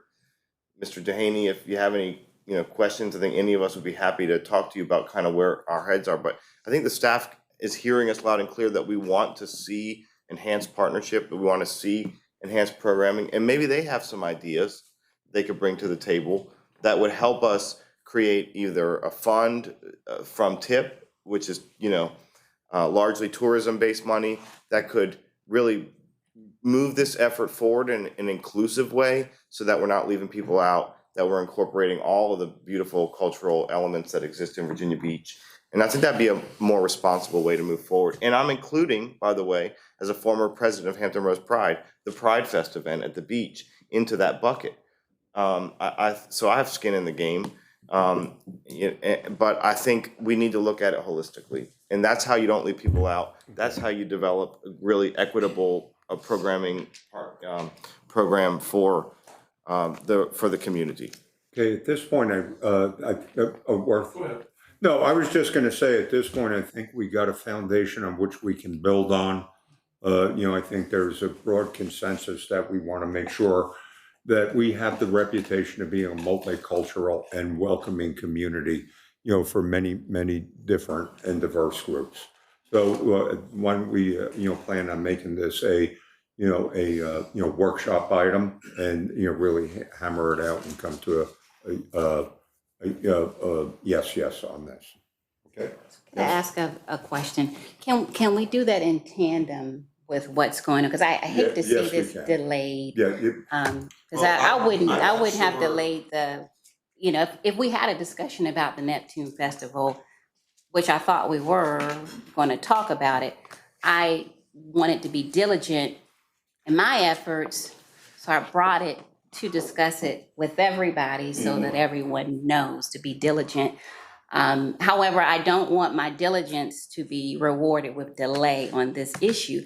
So I would like to do it in tandem with that workshop, but move this forward as we have support for it, and then certainly continue with that discussion. Yeah, Michael. Mayor, certainly Councilmember Wooten is free to bring anything forward with 2 additional sponsors that she likes for the agenda, but I think, sorry if I could just finish. Go ahead. Thank you. I think moving forward, that would really defeat the purpose of taking a holistic look. And so that's what I'm requesting of the body, is that we take the time. First of all, and Mayor, if I could say, it's June 27th. Talking about Juneteenth of 2024. We've got a lot of time to work this out, and for Pride and for Phil Fest and for all the others. I really think it's important we take a holistic approach, and if we need to, poll the body to understand our approach, and so staff can understand our approach. I think maybe that might be appropriate at this time. Okay, Worth, and then let's come to. Go ahead. Thank you, Mr. Mayor. It was a very busy weekend at the oceanfront. Indeed, with the first annual Beach Hit Festival, the weather pretty much cooperated. I don't know the final ticket sales or attendance, but I saw a lot of people at the oceanfront enjoying themselves. That was not the only event. We had Pride Fest at 24th Street on Sunday afternoon from 2 till 6 o'clock, very well attended. I also attended Virginia Beach Little Theater on 24th Street, 75 years now strong. Doing performances, 93% of their seats are sold throughout the past year. They unveiled a mural on Sunday afternoon. Then also there were over 1,000 youths playing basketball at the sports center. So every parking space close to the resort was taken for most of the weekend. All that being said, I will agree with Councilwoman Henley. This all does come at a cost to our city, with folks coming in here and the setup and the parking spaces and everything else associated with it. It is an imposition for those who want to go to Rudy Inlet and surf. Rudy Inlet, the parking area was, for the most part, closed. So I'm not opposed to any of this. Last year, we lacked a lot of festivals. This year, we've got a lot of them back, and we're now talking about some more, which I fully support. But I think we do need a community conversation on this. Let's get everyone's input. I also fully agree on what's our return on investment. But for ticket sales, the outright grants, et cetera, what cost does it come to our city when we have other events and other needs around the city as well? And I hear that loud and clear around the city. We have schools, we have Parks and Rec, or other parts of the city that need to be a part of this? No, I agree. I think at this point, this is a great discussion, but once again, let's, within the very, very, very near future, have a dedicated conversation on this. Okay. And Mayor, if I could just clarify, I don't want to slow anything down. I've stated from the beginning, I'm fully supportive. What I want to do is make sure we don't exclude anyone. Exactly. And moving too quickly will exclude people. We will have that conversation, and that's why, I think we got a good foundation to move forward, okay? Anybody else at this time? But what I'm understanding right now is that we're all going to wait to have this conversation. I think Yeah, you can bring forward, any council member can bring something forward, and we could have the discussion on it at that time. Oh, at that time? Yeah. Okay. So Mayor, I guess, so I'll work with the staff to bring forward a Pride Fest ordinance, I guess. That is your right and prerogative, okay? But once again, this is the type of thing that we could discuss and then come to a disposition as a result of the discussion and the public input we'll have at that time. I think this is injurious to our intent. Okay, Michael, with due respect, any council person can bring forward an initiative, and then we decide, whether to move forward or not, okay? And, but once again, the conversation will be continued, and, if I have any say so, we will come to a consensus as much as possible to do the right thing that will accommodate the many interest groups that'll be there, okay? All right, at this point, if we can get into executive, the chair will entertain a motion to recess into a closed session pursuant to the exemptions from open meeting allowed by sections 2.2, 3711A Code of Virginia as amended for the following purposes. Personnel matters, discussion, considerations, or interviews of prospective candidates for employment, assignment, appointment, promotion, performance, demotion, salaries, disciplining or resignation specific to the public officers, appointees, or employees of any public body pursuant to section 2.2, 3711A1, and that would be council appointments, council boards, commissions, committees, authorities, agencies, and appointees. Do I have a motion? So moved. Second. You second? Okay.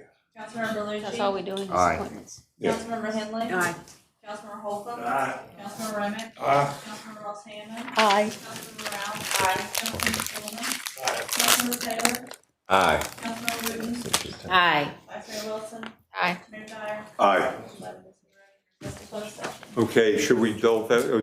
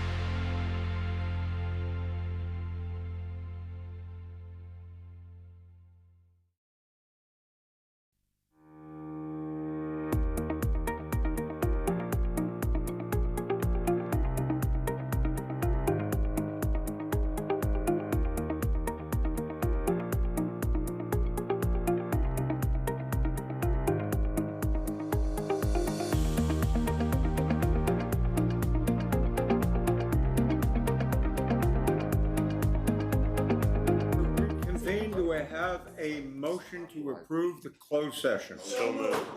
Okay, folks, Second. we have a motion and a second. Councilmember Lucci. Aye. Councilmember Henley. Oh, she's left. Sorry. Councilmember Holcomb. Aye. Councilmember Remick. Aye. Councilmember Alfian. Aye. Councilmember Rouse. Aye. Councilmember Shulman. Aye. Councilmember Taylor. Aye. Councilmember Wooten. Aye. Vice Mayor Wilson. Aye. Mayor Dyer. Aye. 5 vote of 10 to 0. You can certify the closed session. We have motion to raise that. We'll never call for another vote while somebody's eating. We are adjourned. Thank